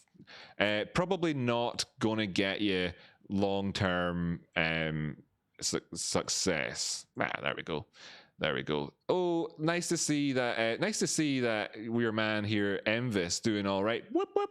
Good. Thanks, Envis. What was it we said on screen for it? What are we aiming for? We have like kind of funny lines, don't we? Yeah, we're still aiming up here towards 1620. We're ripping, guys. We're ripping up towards 1720. A little couple of words. I talk about the taxonomy of trading an awful lot. Here's where we will be talking about other things. Since we'll be doing a couple of lessons for you. Wedge is a wedge, right? Triangle is not a wedge, right? Okay, there we go. There's one lesson. Here's another lesson. Okay, look, consolidation is not continuation. Okay, follow through is not consolidation. There we go. Those two lessons, I've just helped with at least 6,000 people who watch these videos on a daily basis with those two tips there. There we go. That's excellent. That's excellent stuff. Excellent stuff, Rocky. Excellent stuff, Rocky. Thanks, Rocky. You're the guy, Rocky. Volkswagen back in the day was really, really fracking cheap, wasn't it? 80 cents. Oh my God, Volkswagen, 80 cents. This is a big old move up the way. What happened here at this top area here that led to this big old gap here? You can see that's the biggest gap on any chart in history. Well, not any chart in history, but you know, pretty shocking stuff. What happened there to cause that? A lot of people won't necessarily know about it, but a lot of people will. That was actually a stock split. So there's your stock split graffiti. Yeah. And that was done at a 1-to-10 ratio. Okay, 1-to-10. That's how you would talk about it normally. So if you've got a stock split normally and it goes like 2-to-1, right? If you've got a 2-to-1 stock split, then it means that that if you had one share right before, then you've now got 2 shares, right? That's the way we talk about it. Because what you're talking about here is you're splitting because of the way the ratio. So when we talk about it, we say that they split the stock 2-to-1. It means that they have to, right? And then we talk about it going 1-to-10. That's like what is 1-to-10. That's like 1-to-10. So if somebody had 1 here, it didn't mean that they had 10 up here. No, what it means is that to get 1, you're going to now have to have 10. to get one of them, right? So, or when it's 2 to 1, to get 2, you only need to have 1, i.e. you've got twice as many as you had before, right? So you're following along nicely, and that's what happened here. There was actually a stock split at that point. The prices jammed up to $100. It was almost like somebody along the lines knew that if we split our stock and tell everybody that we're getting if we tell everybody that they're going to get 10 times as many shares for what they had before, then a bunch of people out there will buy them because they think, yeah, great, I'm getting, for every one I buy now, I'm getting 10 later. That's good value, right? And then and if we actually manage to somehow time it, and we also take part in this whole thing and push it so that it goes up to $10 on the time that we do it, then when we open back up again, it'll be $100. And when it's at $100, the price will tank. That's just what will happen, and we'll make money as a result of that, and that would be handy. So as you can see, that's what happened there. So what we can say then in terms of analyzing, so just so you know, right? Because what we're doing here is we're looking at Volkswagen back in the day, that we can just discount this here. Okay, we can just discount that. We can just discount that. Now, let me just kind of title this by saying what I want you to take from this. Okay, actually, no. What we call this in the around these parts of the world is learning outcomes. Okay, that's what you call it. That's what they're supposed to call it these days. So what's your learning outcomes going to be, or your learning objectives? So your learning outcomes will be that you understand there is a distinct that you understand that perpetuating the let's sum up by calling it when VW moon argument is FUD. Right, that's the outcome. Okay, that's what we're trying to achieve here, and we're going to take a couple of minutes to do it right now. So learning outcome from this section is to understand that that when you talk about the VW moon argument, that it's FUD. So where you are here, VW GME chart, right? And there's like images of it, right? So I want you to show you some images, okay? I want you to show you some images, and every time you see an image like this, every time you see an image that's anything like this at all, let's just bring this up here, for example. What's this say? We are here, and it's talking about Volkswagen back in the day. Anytime you see this here, that there is FUD. Okay, it's FUD. It's FUD. It's FUD, right? It's FUD. It's FUD. And I want that to be very, very clear. Okay, so I'm going to just keep repeating this section just so that the learning outcome is really, really clear for everybody. This is what we're doing right now, and we're going to do this very nice and easily. We've already got in this so far talking about this. We've agreed that this part of the price action, it doesn't really matter. Okay, there was a stock split. If you wanted to just do it easily, you could say that when this was like 80 cents, that's the equivalent of a bottom over here of around about $8 or something instead. Whatever. Just ignore that. What we're really going to talk about is the phase of the company. What these shares went from in their price up to their highs, etc., and then what happened thereafter and all that good stuff. This is the chart you might be more familiar in looking at, by the way, because most people like to look at things in linear. What you're going to understand after is that we're in a very, very, very different situation, and that anybody who puts this out there is essentially pushing FUD. Like I said earlier on in this show, I am not actually planning on selling my shares for a stupidly long time, because I'm happy to trade away and make money trading, doing cryptos and everything else where there's no harm, no foul. I don't care. When it comes to talking about stocks, I do think about the wee man and all the rest of it, and what we're going to do here is we're all going to just ape together and take this thing because we choose to go to the moon, right? It's a choice that we need to make, and now I'm telling you is I've made that choice, and I don't know about you, but I've made that choice, right? It's a sort of fait accompli for me, right? So anyway, let's crack on with this, and we can see that the market low then therefore was actually in here at $28. $28 is where the low was there, so that's roughly $28, and the prices went up roughly 3,578. Now it's important really actually to get it right when you're doing this, isn't it, so that you don't measure it wrongly, so you get the sort of the idea of what it is. Now people already know the numbers for this because no doubt about it, it's been bandied around a whole bunch of times. But let's just draw this on here, and we'll also be able to kind of just pop it on and hopefully leave it there, and we'll see that the prices went up 3,578 3,573%. And you have retarded pictures out here that say things like, we are here. And they still do it. They still do it. Now, they talk about it, and they talk about it because they're trying to make some sort of comparison. And what it does, right? What it does is is an innocent and naive and I think respectable and quite beautiful attempt to help educate people, but it falls short. And it falls short in that insidious way, no offense to everybody out there, whereby you actually undermine the message that you're trying to put out there. It's like, for instance, people who used to say things about feminism, etc., and all it really did was perpetuate the feminist problem, the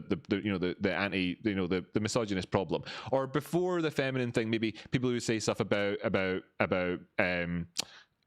race, or maybe, and just after the feminist thing, maybe the sort of sexuality, gender type stuff. There's people out there at the minute who would make jokes like, say, who make jokes like about the gender thing or whatever in a way that actually marginalizes people, etc. Those sorts of things where they think that they're forward and are all kind of understanding, everything's nice and normal, but actually, really, what they're doing is really just fucking the world up. Still, okay, and this is one of them. Same thing, right? Same thing. They think, great stuff, we're on the way to the moon. I'm going to help show people that actually, relatively speaking, we're back here. No. Bringing up GME, I'm talking about GME here, by the way, for all my friends out there in the world. No. Right, I can just hide all the drawings here.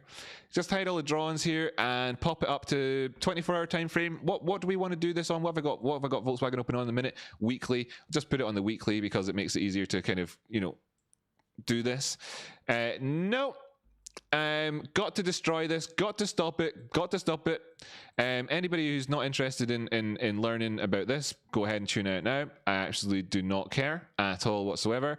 Anybody who thinks that I've got a personal agenda about anybody at all specifically by talking about it in this way, you also can leave, because I don't at all. And anybody, oops, sorry, wrong button. Anybody who thinks that there's anything on here that's in any way intended to do anything other than just help my fellow apes out and educate people, you're not welcome. Right? So let's just keep going, because this is important that we get this done, and I want everybody to understand it. I don't want to waste time talking to people who aren't willing to meet me halfway with trying to understand something. This is kind of frustrating. Do you see my measuring stick not wanting? Oh, it's because of the magnet tool. Well, actually, the magnet tool will be handy for this job. Oops. Actually, no, it's not handy. We don't need it to be the exact percentage, whatever. So I'm missing a couple. It obviously rose up even just more. I'm missing a couple of pips at the bottom there. And you can see that we went up 18,783%. This is the first major thing you need to understand. Volkswagen changed the world for a second or two, and everybody heard about it, and it became a meme thing to the point we're on the way towards doing what Volkswagen did, right? And Volkswagen only ever went up 3,573%. And Volkswagen wishes in its wildest dreams that it could be anything like this. And actually, if you want to take these Volkswagen pictures, it's like, you can point at this, and you can point it over here at the $600 area, and you can go, you are there.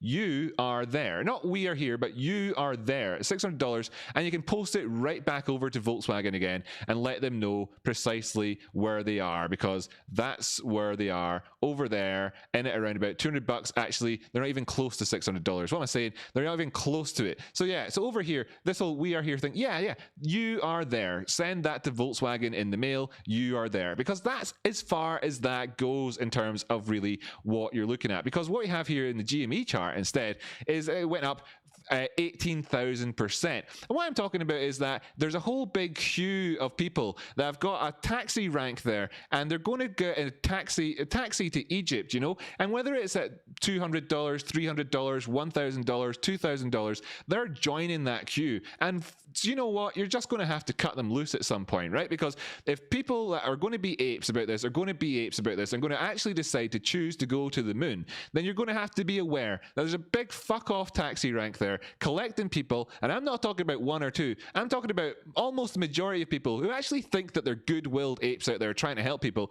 who put out stupid FUD like this where they talk about where we are with regards to the Volkswagen chart in the past, because they just don't realize. And then talking about, and I'm sorry, but I am talking about almost everyone, right? Almost everyone, but not you, my precious family. Not you, my precious family. No, not you. All the perpetuators of this FUD, right? And if you've been one of these people in the past, okay, by all means, go ahead, defend yourself. But you've seen it. Every single one of you people in the audience has seen this FUD kicking about over the last 6 months. You've seen it. And you know that people are talking about this and saying that we have, saying either one of two narratives, that we have either done this or we're on the way to doing this. Ladies and gentlemen, you just don't know what's happening. This is not what's happening. We are in a far bigger, different, more dangerous world than that. Do you know how this ended? It ended with Porsche deciding to stop it. Fuck Porsche. Imagine Porsche wanted to stop the GME squeeze when it starts. Imagine fucking Porsche wanted to try and stop the GME squeeze when it started. Can you imagine Porsche wanted to stop it? Yeah, vroom, fuckity vroom, Porsche. Good luck with that. We're talking about stuff that could potentially destroy Citadel. We're not talking about Porsche ended this thing, right? Now, this was historical, right? This was historical. But what do you want to be? What do you want to be? Do you want to be one of these people who goes through life with their eyes wide open, who enjoys it all? Or do you want to be one of these old fuddy-duddies looking at Polaroids and they're projected onto the wall of their fucking basement when they're decrepit, thinking back to their lives growing up and thinking, I wish I had realized what was going on when I was living it. I wish I had my eyes open at the time. I wish I had been looking back thinking, 4,000%. Wouldn't that be nice? Oh, blow off top at VW. Wouldn't that be nice? No. What if instead, just hold on for a second, ladies and gentlemen, you didn't follow the path of every other single blindfolded person that's ever walked the face of the earth, and instead you lived now in the moment and realized what it is that you're doing? No, ladies and gentlemen, we choose to go to the moon. A couple more really interesting points here. When you go up towards the top, I'm fucking serious, but when you go towards the top here, you get pulled back down to 786, the 786 point, right? That's the 6. I got too emotional talking about that. I'm really annoyed by people. You go back down to the 786. Thanks very much for somebody who just This is fucking awesome. Rocket. Thanks. Rocket. Thanks. Right? So look, I'm really fed up with it. Now, I understand and I empathize. I don't sympathize because no, I've never done this, but I absolutely empathize with people who put out shit, and hurt the community without realizing it. Like to the people who said to Forrest Gump, we'll put these braces on you and you'll be able to, with luck, maybe walk like a normal person, right? They were trying their best, weren't they? But it's not helpful, right? It's not helpful to put braces on people. The prices pulled back down at the 786. They went all the way down here, right? Let's just have a quick look at the GME. Let's have a quick look at GME right now. Let's have a quick look at GME. Fib retracement. Boom. There it is. Let's have a quick look at it and see where it is in relation. And you know what? Actually, I'm going to just have to ditch all my drawings here off this, right? I'm going to, please remind me to hit the undo button so I can get back all of the macro term stuff for the meantime that I had done in the past, although whether or not it remains relevant, I'd have to audit that myself at the minute. But we're looking here. Where did we go up to?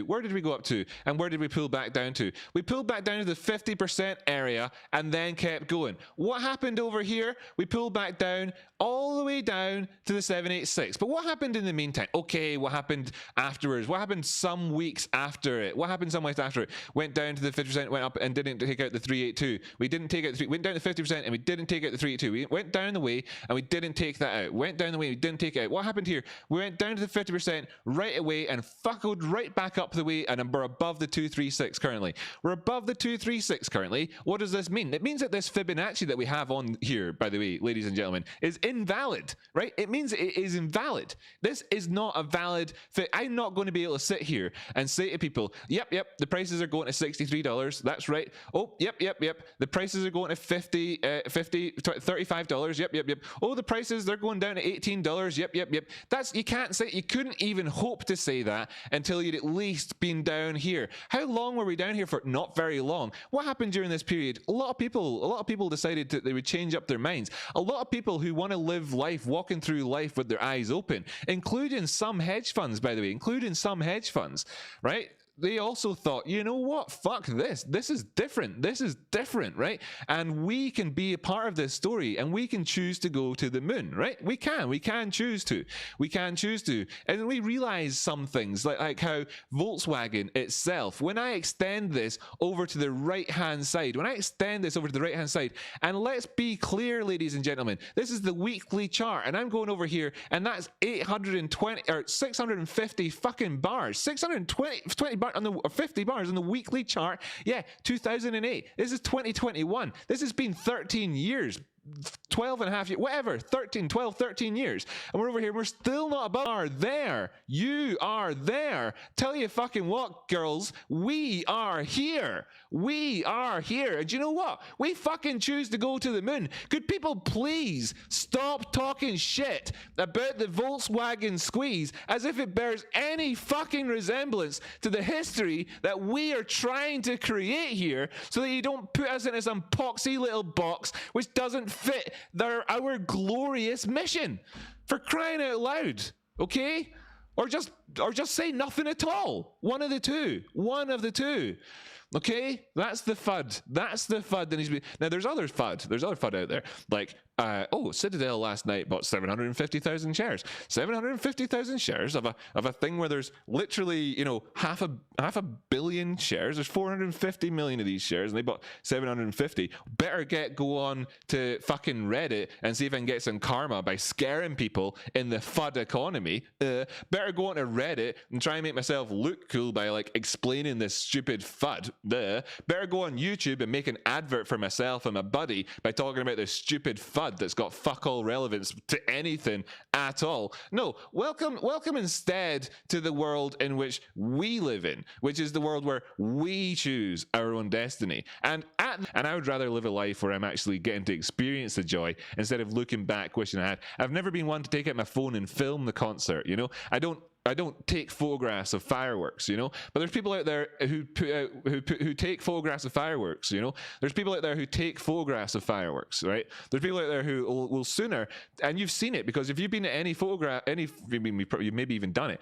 If you've been to any fireworks thing, you've seen it. There's people who do that, who would rather film it and look back on it afterwards and think, yes. Like now I wish I'd have actually maybe paid attention at the time. No, I actually look at the fireworks as they're happening and take it in, and we're actually here on this, and until such times as anything changes at all, then there's no argument to be had in terms of comparing it to pullbacks and retraces. And you know what? This is a trend, and it's a change, and it's a massive change in terms of the company changing. This is closer to an IPO. GME is a new company. At the minute, GME has got the ability to do mergers and acquisitions.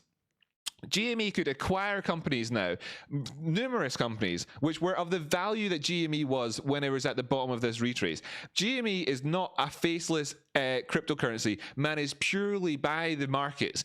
Bitcoin's price is mostly dependent on the areas where people are able to manipulate it, and applies to all cryptos. All cryptos prices are dependent on a few things. The areas where people can manipulate it, a slight touch of fundamentals, and then market dynamics themselves. Okay, here you've got a company where you've got human beings who can actually make choices and intervene. And if they wanted to see the prices staying above $15, all they could do, they could buy another company that's worth $15. And there you go, boom! It ain't going lower than $15, bitches. And they could do it at any time that they wanted to do. We're talking about a different entity here. If you want to choose to believe in something, then what you want to do is avoid, if I can take anything from that parable or that quote from Exodus and to use it as a parable in this instance, is that if you're leaving somewhere where you've been told the way the world is for a long period of time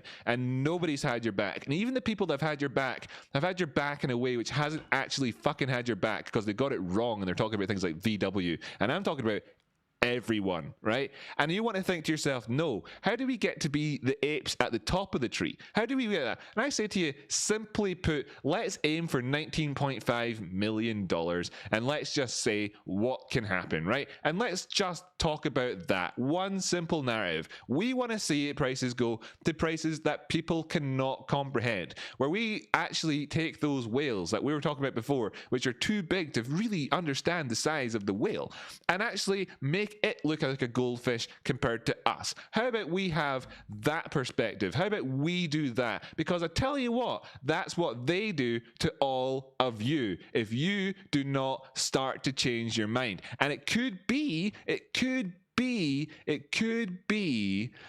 that you are not comfortable with that, and that what you would rather do is believe that the prices of GME, for instance, are in some way comparable to this chart, which ultimately ended its squeeze whenever Porsche pushed it down the way. Now, if you want to look at this in a number of other ways, let's also bear in mind where we came from and where this came from, and if you and the way that they talk about it, etc., etc., etc.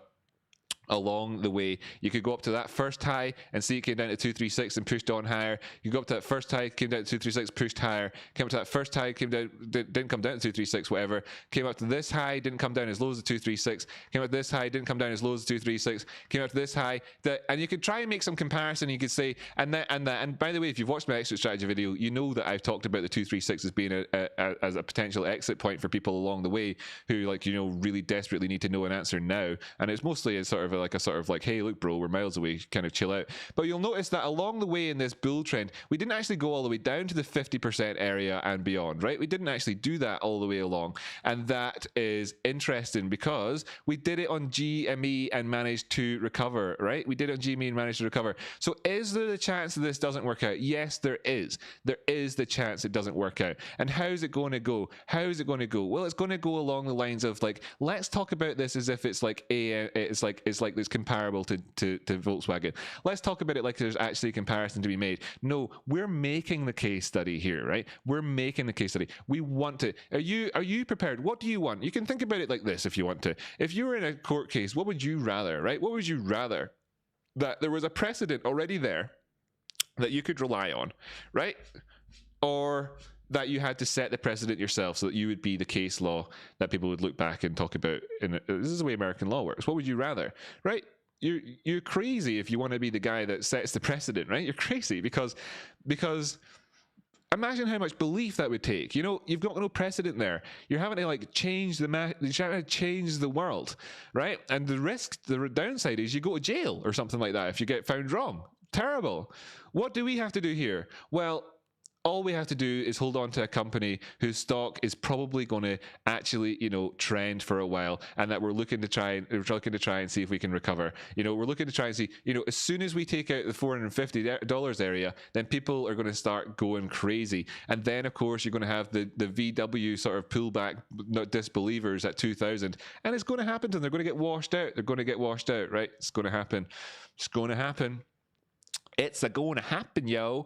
And then let's just be aware of that. Let's just be aware of that. Okay, let's be aware of that. Let's be aware of numerous other things along the way as well that are maybe worth mentioning for people, you know, maybe worth mentioning for people. I don't know. There's other things that are maybe worth mentioning.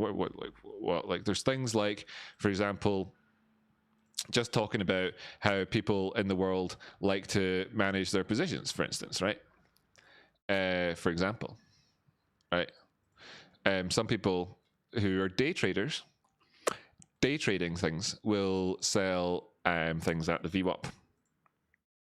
For example, now the VWAP, by the way, is an average based on the day's price. So first thing to note here on the 1 hour chart is that there's these aberrations in it where it just suddenly flies towards the top side or flies towards the downside, you know? And that's because it changes every single day. So it's based on the opening price, everything that's traded just that day alone. So it's got a severe weighting towards intraday trading, because as you can see here in the 15-minute chart, just at this random selection of time, you can see that the VWAP, the prices come down to the VWAP very regularly, right? You can see that on any given day of trading. So if I just open up the VWAP here and I go back in time, for instance, on this one, and I were to think to myself that I wanted to manage a position that was in a market that was flying and flying and flying, if I wanted to manage it in these areas, and I look back and I think, at what point would I be able to say, to know for surety, especially if I knew much less than I know now, and I was talking about a market which could fly up towards the top side? How would I know? Like, you know, what use would it be, etc.? You know, what would this be good for me? Would this be good for me to have stops sat underneath this as I look back? And this is, bearing in mind, this is just recent price action. So when I circle this over here at $121, the price of GME is way higher. When I circle this at $167, price of GME is higher at the minute. You know, and that how do I know? And then we go into this, and then we go down the way, and we look at this. We look at this, and we say, okay, so like there are these times when it has these peaks, and then it pulls back. So everybody, you know, that uses this VWAP strategy to manage their position, you're telling me that they sold it here. You're telling me everyone. Just a quick question. So you're telling me everyone who is using this VWAP sold all their GME on March 10th. Well, I'm not telling you that, but I know that there are other people out there in the world who are telling people that that's what they would be doing at other times, and that's an instance of it there. You know, there are other people like, and that's not. I'm not going to critique it. I'm just going to say that if that's what you're saying, then that's what happened. Okay, if that's what you're saying, then that's what happened, right? That's what happened. And if it didn't happen, then it's not what you're saying. It's just one of the two. Like, and I didn't make it a binary thing. I just listened, and it was a binary thing was put to me. So I don't know.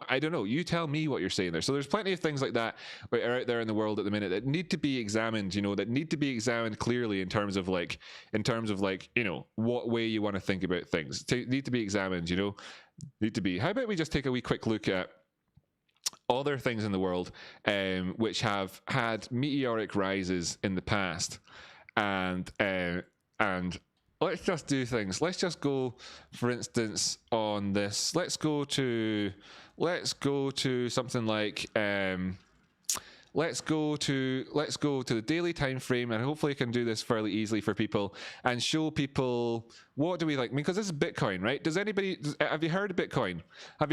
This is Bitcoin, right? I'll just introduce you to Bitcoin really quick, right?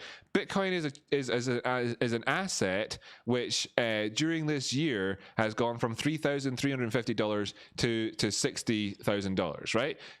So we've gone from down here to up here, and let's just look for a second here along the way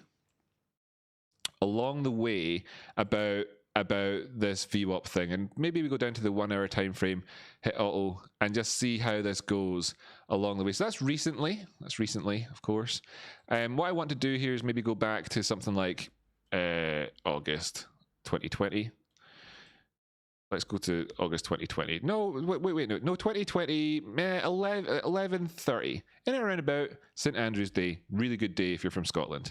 Shout out to all my Scottish family and friends here. So, for example, this is Bitcoin at $20,000. Bear in mind that Bitcoin then went to $60,000. It's 3 times higher than this. That's 300% higher. 300%. It actually went more than 300%, but anyway. And then what do we have here? Well, just in at this time zone here, having somehow managed to get all the way up to here without stopping out at this instance, this instance, this instance, this instance, this instance, this instance, this instance, this instance, this instance, this instance, this instance, this instance. I missed one. Oh, that instance as well, or that one. You stopped out here, and well done to you, because you did really well there stopping it at that point. on that trade along the way there. That was really useful. And then of course you didn't have the opportunity to stop out in any of these, but why would you have got in again? And how do you manage your trade? Anyway, something interesting going along there. Something interesting in terms of like, okay, so we moved up again. You didn't, you got exposed to that drop down, did you? Not me, because I sold when it went through the VWAP at that point there. Not at this point, or this point, or this point, or this point, or this point, or this point. Rocket, small blue diamond, celebratory hands in the air, last quarter moon with face. Okay, how long do we want to keep this going for? Because that's just one example of markets which are moving in a parabolic fashion. How, it's a bit spiky there. Now, I appreciate maybe I didn't fully understand something in the message that was being delivered there by people, but when people talk about these things, what are they really talking about? Well, what we need to realize is that if you combine this type of information with this type of information with information which is like telling people that they should do something at certain times like this, etc., etc., etc., that you're not accepting that there's a group of people out there who are not looking to trade this right now, right here, whatever. Instead, they're looking to see if it can just go and go and go and go and go. And ladies and gentlemen, members of the jury, for people that are looking at the Bitcoin pricing now at this stage, then who are thinking along the lines of, oh, I'll take it from this market low over here, right? And I'll go up to the high, and they're thinking to themselves, by jingles, the prices would have to drop all the way down to here before I'd even start to think about it. But what's happened in the past, right? All the way down there, all the way down there, there are instances along the way where you come down towards these areas. There are instances of it. There are, etc. But you have to manage to survive. Now, if we actually take it from over here at this extreme market low to the... that didn't work. If we take it from the extreme market lows to things like up to that high, for instance, or whatever, along the way, you're going to find that you come down and you're testing the 236, for instance, right? And you're going to come along here, you're going to find that you've broken down past the 236, or over here along the way, maybe when we rose up, you might find that we come down towards the 50%. We may even come down towards these zones, and then we rise up. Where are you? And what kind of person? What one of us would say? They are here. Like, okay, let's just do it. Blue blar bleer. There we go. That's what they're said there. Oh, blue blar bleer. Oh, blue blar bleer, bleeple. Oh, blue blar bleer. People. I got the blue blar. Oh, blue blar bleer. Blue blar bleer. Great. Thanks. That's really super useful. No, it's fucking not. Tell you what, let's wait. And what we want to see happening is the world start to change, right? Because that's what I'm looking for. That's what I'm looking for in GME. Otherwise, I'm just holding it, right? And I am interested in the trading of the things and whatever else. I'm massively interested in it. But if it's not, then I'm just holding it because and that's that. Just as a value play for me. If it's not, whatever, it's value play, right? We're talking about things. I'm choosing to believe at the very least that Ryan Cohen can do some good stuff at the company. I'm choosing to believe that they can take their complete lack of debt and they can and take their extreme interest in their stock and their ambitious plans for the future and their equivalent of an IPO that they just did and change the story. I'm choosing to believe it, right? I'm choosing to believe it. Meanwhile, I've got the best technical analysis in the world in terms of day trading. Now, how do you reconcile day trading and the GME thing? You can't reconcile it in terms of just saying to people, you need an exit strategy. All right, I'll just use this day trading exit strategy here, which is a way of exiting off of a trade, etc. What are you going to do? Instead, what you can do to people is you can say, if you got in any of those areas, the prices only went up 3,250%. And say you'd sold it at the very top, you got 3,250%, right? Say you sold it there. Or say you sold it when it came back down to these areas, you got given like 500%, etc., etc. And then you go over to the GME chart.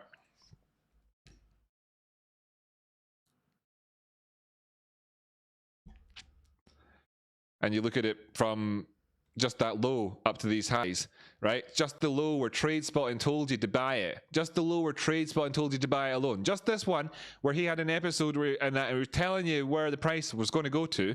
Just for as an example, I mean, I myself was doing stuff at the same time as well, but just this example here where TradeSpotting told you specifically what was going to happen to where we are now, right? 622%. Compare that to if you'd got in at the very start of the Volkswagen squeeze and then got out at the most reasonable place to do it, etc. Right? You know, reasonable places to do it, then you're significantly lacking in terms of, you know, just as a comparison point, right? So just quick measurements again, from down here at $28 up to this high at the 236, you've got a 1,334. I just want to hear the voice say blue blar blair. Smiley face. Thanks, Aaron. Quality. So just taking it up, right? So this area is just totally reasonable. Came back down to here, and then if that was opportunities to get out. If you were managing your risk in a trading perspective thing, and you thought whatever, and you wanted to, and you didn't believe in this because Porsche had already said, and Porsche, right? So Porsche. Right? Porsche. Where the fuck you spell Porsche again? Porsche. Not one of the. Not Citadel. Not Citadel. Let's just do some quick comparisons. Market cap of Porsche. It's big. It's fucking big. Fucking big. Market cap of Porsche. What's market cap of Porsche? Does it tell me here in this thing? It does, doesn't it? Yeah, here it tells me the market cap. Market cap. Where's the market cap on this thing? Market cap. 26.221 billion. 26.221 billion. And do we get to see market cap of Citadel? I don't think you can, but we can see Citadel assets under management. 35 billion there. So Citadel, I've got assets under management of, you know, 50% more than Porsche, 50% more than Porsche. They've got that much more power. And these are the ones we're trying to kill. So if we're going to have an argument of trying to kill a company that's bigger than Porsche, right? We're trying to kill a company, right? We're trying to kill a company here. Right? Let's just be honest about it. We all want to be able to look back in the future and go, yeah, there used to be Barings Bank, right? And then your man, Richard Leeson, destroyed them. One of the oldest banks in the world, rogue trader, destroyed, gone. Nobody could believe it. It was unbelievable, right? Unbelievable. Then time went by, okay, and Google bought YouTube for more money than a company which hadn't been invented which was IPO'd decade after Barings Bank went bust and created the most amazing stories in the world ever at the time. Nobody could believe it. It was amazing what happened, right? They went bust then. The decade goes by and a company gets founded, right? Then a decade goes by and they buy another company on the internet for more money than that Barings Bank went bust, right? Then a few years go by and we have the VW squeeze, right? Then we got, and then we have Facebook buying Instagram for a quarter of the value of the company. You know, they just bought them, right? For a quarter of the value of the company, which stopped this. Then time went back and money got bigger and bigger and bigger. And then the biggest amount of quantitative easing that's ever happened in history, it's ever happened, where the amount of money that's ever been printed ever was printed on single days at times. And everything expanded up so much. And then we look to try and destroy a company which is 50% larger than the company which stopped this squeeze from happening. Put things into context, people. Where's the comparison? We're trying to destroy the equivalent of Porsche, right? We're trying to destroy the company that stopped the VW squeeze. We're trying to destroy them with this, and they're 50% larger. So can we be a little bit more ambitious, please? Can we be a little bit more ambitious and stop saying things like, and I know what it's like, this really annoys me, because it's Calvinism, right? It's Calvinism, and we have it in Scotland so much. This stupid idea of like, well, you know, you just didn't study hard enough at school. Oh, you should have tried harder. Oh, I tell you what, if you'd worked a bit harder, then maybe you'd have got to the top, you know, and that nobody's saying to you, believe in yourself. Nobody. And then what do you believe in? Do you believe in that shit? Why believe in that? If you're going to choose to believe in something, choose to believe that we're going to the moon. Choose to believe that we're going to destroy a company that's 50% larger than Porsche was when it stopped the VW thing. Choose to believe that for 15,000% increase in price is at least 3 times more than 4,000%, okay? Choose to believe these things. Choose to believe that while the prices for GME are up above $140, that we're in a really fantastic position to absolutely wreak havoc in the markets. Choose to believe something that's actually worth your time. Or there's a massive fucking taxi rank over there giving you a road back to Egypt if that's what you want to do, right? Because we're not going the long way round. We're going right through the fucking war zone, okay? Right? We're going right fucking through it. There's no 40 years for us to get to this place. And by the way, apologies to all the people out there who are not religious, and apologies to all the people who actually are religious and, you know, pick up on the things I'm saying and think, Rocky, don't do that. I'm using this as metaphorically, but we're choosing to go through it, right? We don't want to spend 40 years wandering the desert, right? And if you don't want that, then get a fucking taxi back to Egypt now, right? And stop dragging the rest of us down. Sell your shares now, right? Sell your shares now to somebody else, okay? You know, fuck it, right? Okay, if that's what you feel like, right? Because I'm not in this to have conversations where this thing happens and people talk and they come up with this and they go, where's my picture gone? Well, whatever. They go, blah, blah, blah, blah, blah, blah, blah, blah, blah, in plime. Oh, at blip point in plime, the blip is my blip and bliff, and blee, blah, blear. Blipper blucky. Blipper blucky. That's a key point, you know. Oh, if we're lucky. Oh, plucky guy, the little guy. Oh, if he's lucky. If we're lucky, guys. If we're lucky. No.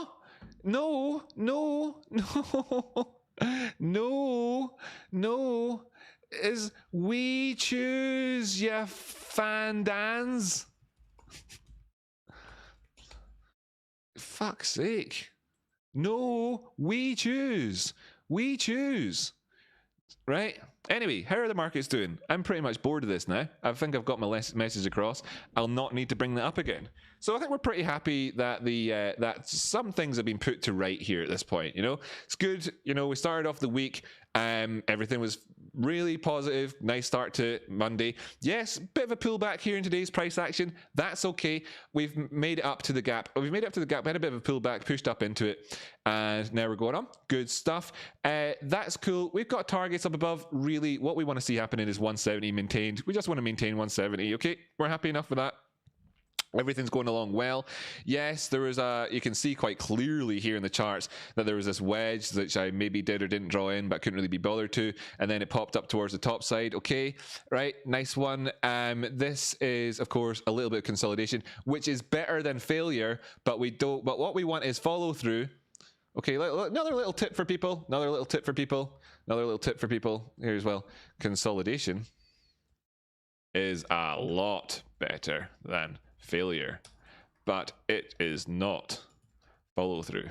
Okay, just so you know, little tips out there which will keep you going if you plan on trading for the rest of your life. Now, this might just be something that you plan on doing during your 20s. That's totally cool, but what I'm all about here on the channel, if you're not aware already, is, you know, educating people to give them a skill for life. Why? Because I want to be surrounded by 1,000 good traders. 1,000 good traders I want to have in my surroundings. I want to be, you know, so, like, if you can imagine how much it grates me when I read those FUD articles and I think, God, that's annoying.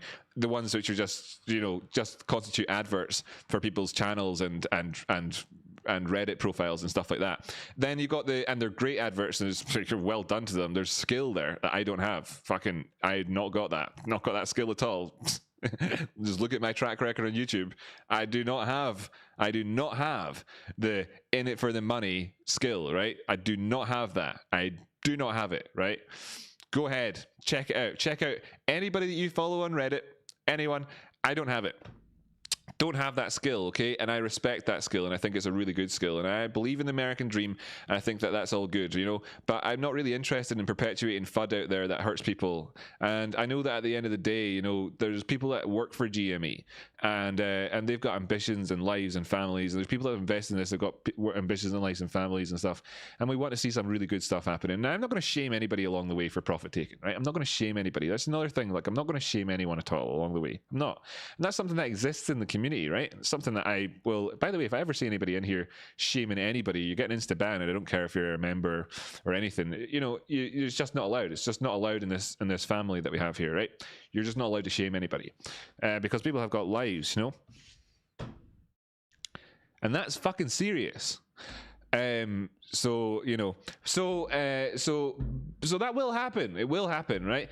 But what we're doing is we've taken the money that we can afford to lose. We've said, you know what? I can afford to lose that money, and that's it. It's gone now. It's gone. That money is gone. That money to me is worth one of three things. First one it's worth is maybe it's worth zero. Maybe it's worth zero, right? Maybe it's worth zero. I mean, I know that it's worth at least $177.98 per share, but maybe it's worth zero, right? Maybe it's worth zero, right? Because to me it's not worth $177 per share, right? Or it's worth 19.5 million, right? 19.5 million. That's what it's worth. 19.5 million. And then there isn't a compromise along the way. It's a value company. It's a value company. And this is the start of something else. And whether this pulls back and goes up or down or whatever, I choose to believe that GME is different. That I choose to believe that this GME here is not this GME. It is not. It is not at all. Almost to the point where I'm super excited to be able to look back and pop on a Fibonacci over here and say that's whenever they decided to do their share issue, the IPO'd essentially, and where's the next high coming in at? You know, where's the next high coming in at? And when I draw up to 69,000, when I draw up to 69,420, and I look down to 66,000, and that I'll be saying there's the point where a lot of people will maybe be starting to think it's gone wrong because they're believing about this, because they now realize so late that this is a new company, you know, like that's or whatever. But I'll still be thinking along these lines where it's totally fine all the way, you know. And that's it, because I could afford to lose that money, right? Why are you trading with money you can't afford to lose? I can't answer that for you. I can't. But if you could afford to lose the money, then I tell you what, it would I be wish your I could choice. like this 1,000 times. Thank you, Daniel. If you choose to risk money that you can afford to lose, then you can afford to go to the moon. Okay? It's time you understood that. And if you're choosing to risk money that you can't afford to lose, that you just cannot afford to lose, any of it, you're choosing not to go to the moon. Do you understand the difference that I'm making there? Now, do you want to be on the moon with the rest of us with just one share? Or do you want to be getting wiped out somewhere along the way with 100 shares? If it works for you, you know? You choose, right? Because that's the way I'm looking at this. Now, I trade proactively all the time. I've already talked to today's episode about trade and stuff. I trade proactively all the time, right? All the time. Yes, we filled in the gap. Sorry, guys. I'm sorry that the TA for today only took 2 minutes at the start of the show. And tomorrow, I'm apologizing early. I'm pretty sure I'm going to go with the 1 minute play-by-plays, right?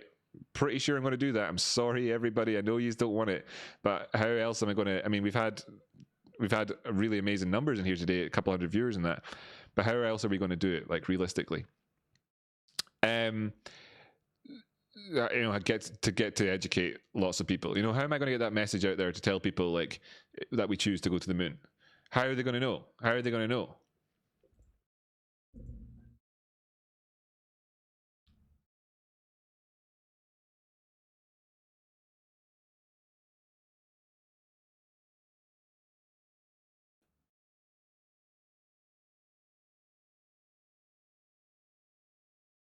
$1962.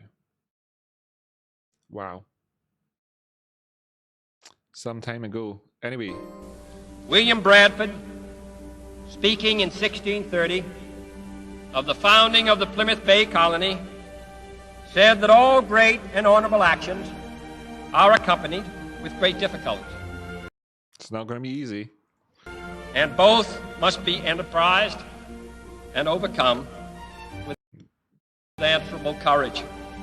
If this capsule history of our progress teaches us anything, it is that man in his quest for knowledge and progress is determined and cannot be deterred. The exploration of space will go ahead. Whether we join in it or not, we mean to be a part of it. We mean to lead it. Huh? Are you going to be part of it? For the eyes of the world now look into space, to the moon, and to the planets beyond. Our leadership in science and industry, our hopes for peace and security, our obligations to ourselves as well as others, all require us to make this effort, to solve these mysteries, to solve them for the good of all men. There is no strife, no prejudice, no national conflict in outer space as yet. Its hazards are hostile to us all. Its conquest deserves the best of all mankind. We choose to go to the moon. We choose to go to the moon. We choose to go to the moon. I tell you what, Mass Spectrometer, thanks for tuning in. Katie, thanks for tuning in. Daniel, thanks for tuning in. Been really appreciating it. Looking forward to tuning in to Jamie's stream later on. Tradespot, it's been a pleasure. Thanks very much for tuning in. Lee Willis, thanks for tuning in. BH, thanks for tuning in. Aaron, thanks for tuning in. Thanks for tuning in. Akira, thanks for tuning in. Thanks for tuning in. Thanks for tuning in. Apple Blossom. We choose to go to the moon in this decade and do the other thing. Not because they are easy, but because they are hard. Because that challenge is one that we're willing to accept, one we are unwilling to postpone, and one we intend to win. Thanks for tuning in. Thanks for tuning in, Vic. Thanks for tuning in, Jeff. Thanks for tuning in. Thanks for tuning in, every single last one of you. I really appreciate the donations that the likes of Aaron and Daniel have put through today. Luke, very, very, very generous of you with your $69. I appreciate it an awful, awful lot. Kevin, thanks for tuning in. Dead One of Y'all Stars, thanks for tuning in. The Method Meme, thank you for tuning in. Brian Sakai, thank you for tuning in. Chris M, thanks for tuning in. Thanks for being a member. Thank you to the latest members that just joined up to the channel as well. Welcome to the family, to every single one of you. I really do appreciate it. Paul B, thanks for your donation through Super Chat earlier on. That was really nice. Thanks for coming in, Rob Guerra. I like to see you giving the lols out for the laughing at the jokes. Queen VIP, Queen V, Queen B. I can't speak. Thanks for tuning in. Mike, thanks for tuning in. Thanks for tuning in. Maurice, thanks for tuning in. Modog, thanks for tuning in, every single last one of you. I really appreciate you being here today. Let's just remember that this is what we need to know, that there is a decision to be made, a decision for all of you. Determined and cannot be deterred. The exploration of space will go ahead. Whether we join in it or not, we mean to be a part of it. We mean to lead it. For the eyes of the world now look into space, to the moon, and to the planets beyond. Our leadership in science and industry, our hopes for peace and security, our obligations to ourselves as well as others, all require us to make this effort, to solve these mysteries, to solve them for the good of all men. There is no strife, no prejudice, no national conflict in outer space as yet. There's no national conflict. Its hazards are hostile to us all. Its conquest deserves the best of all mankind. We choose to go to the moon. We choose to go to the moon.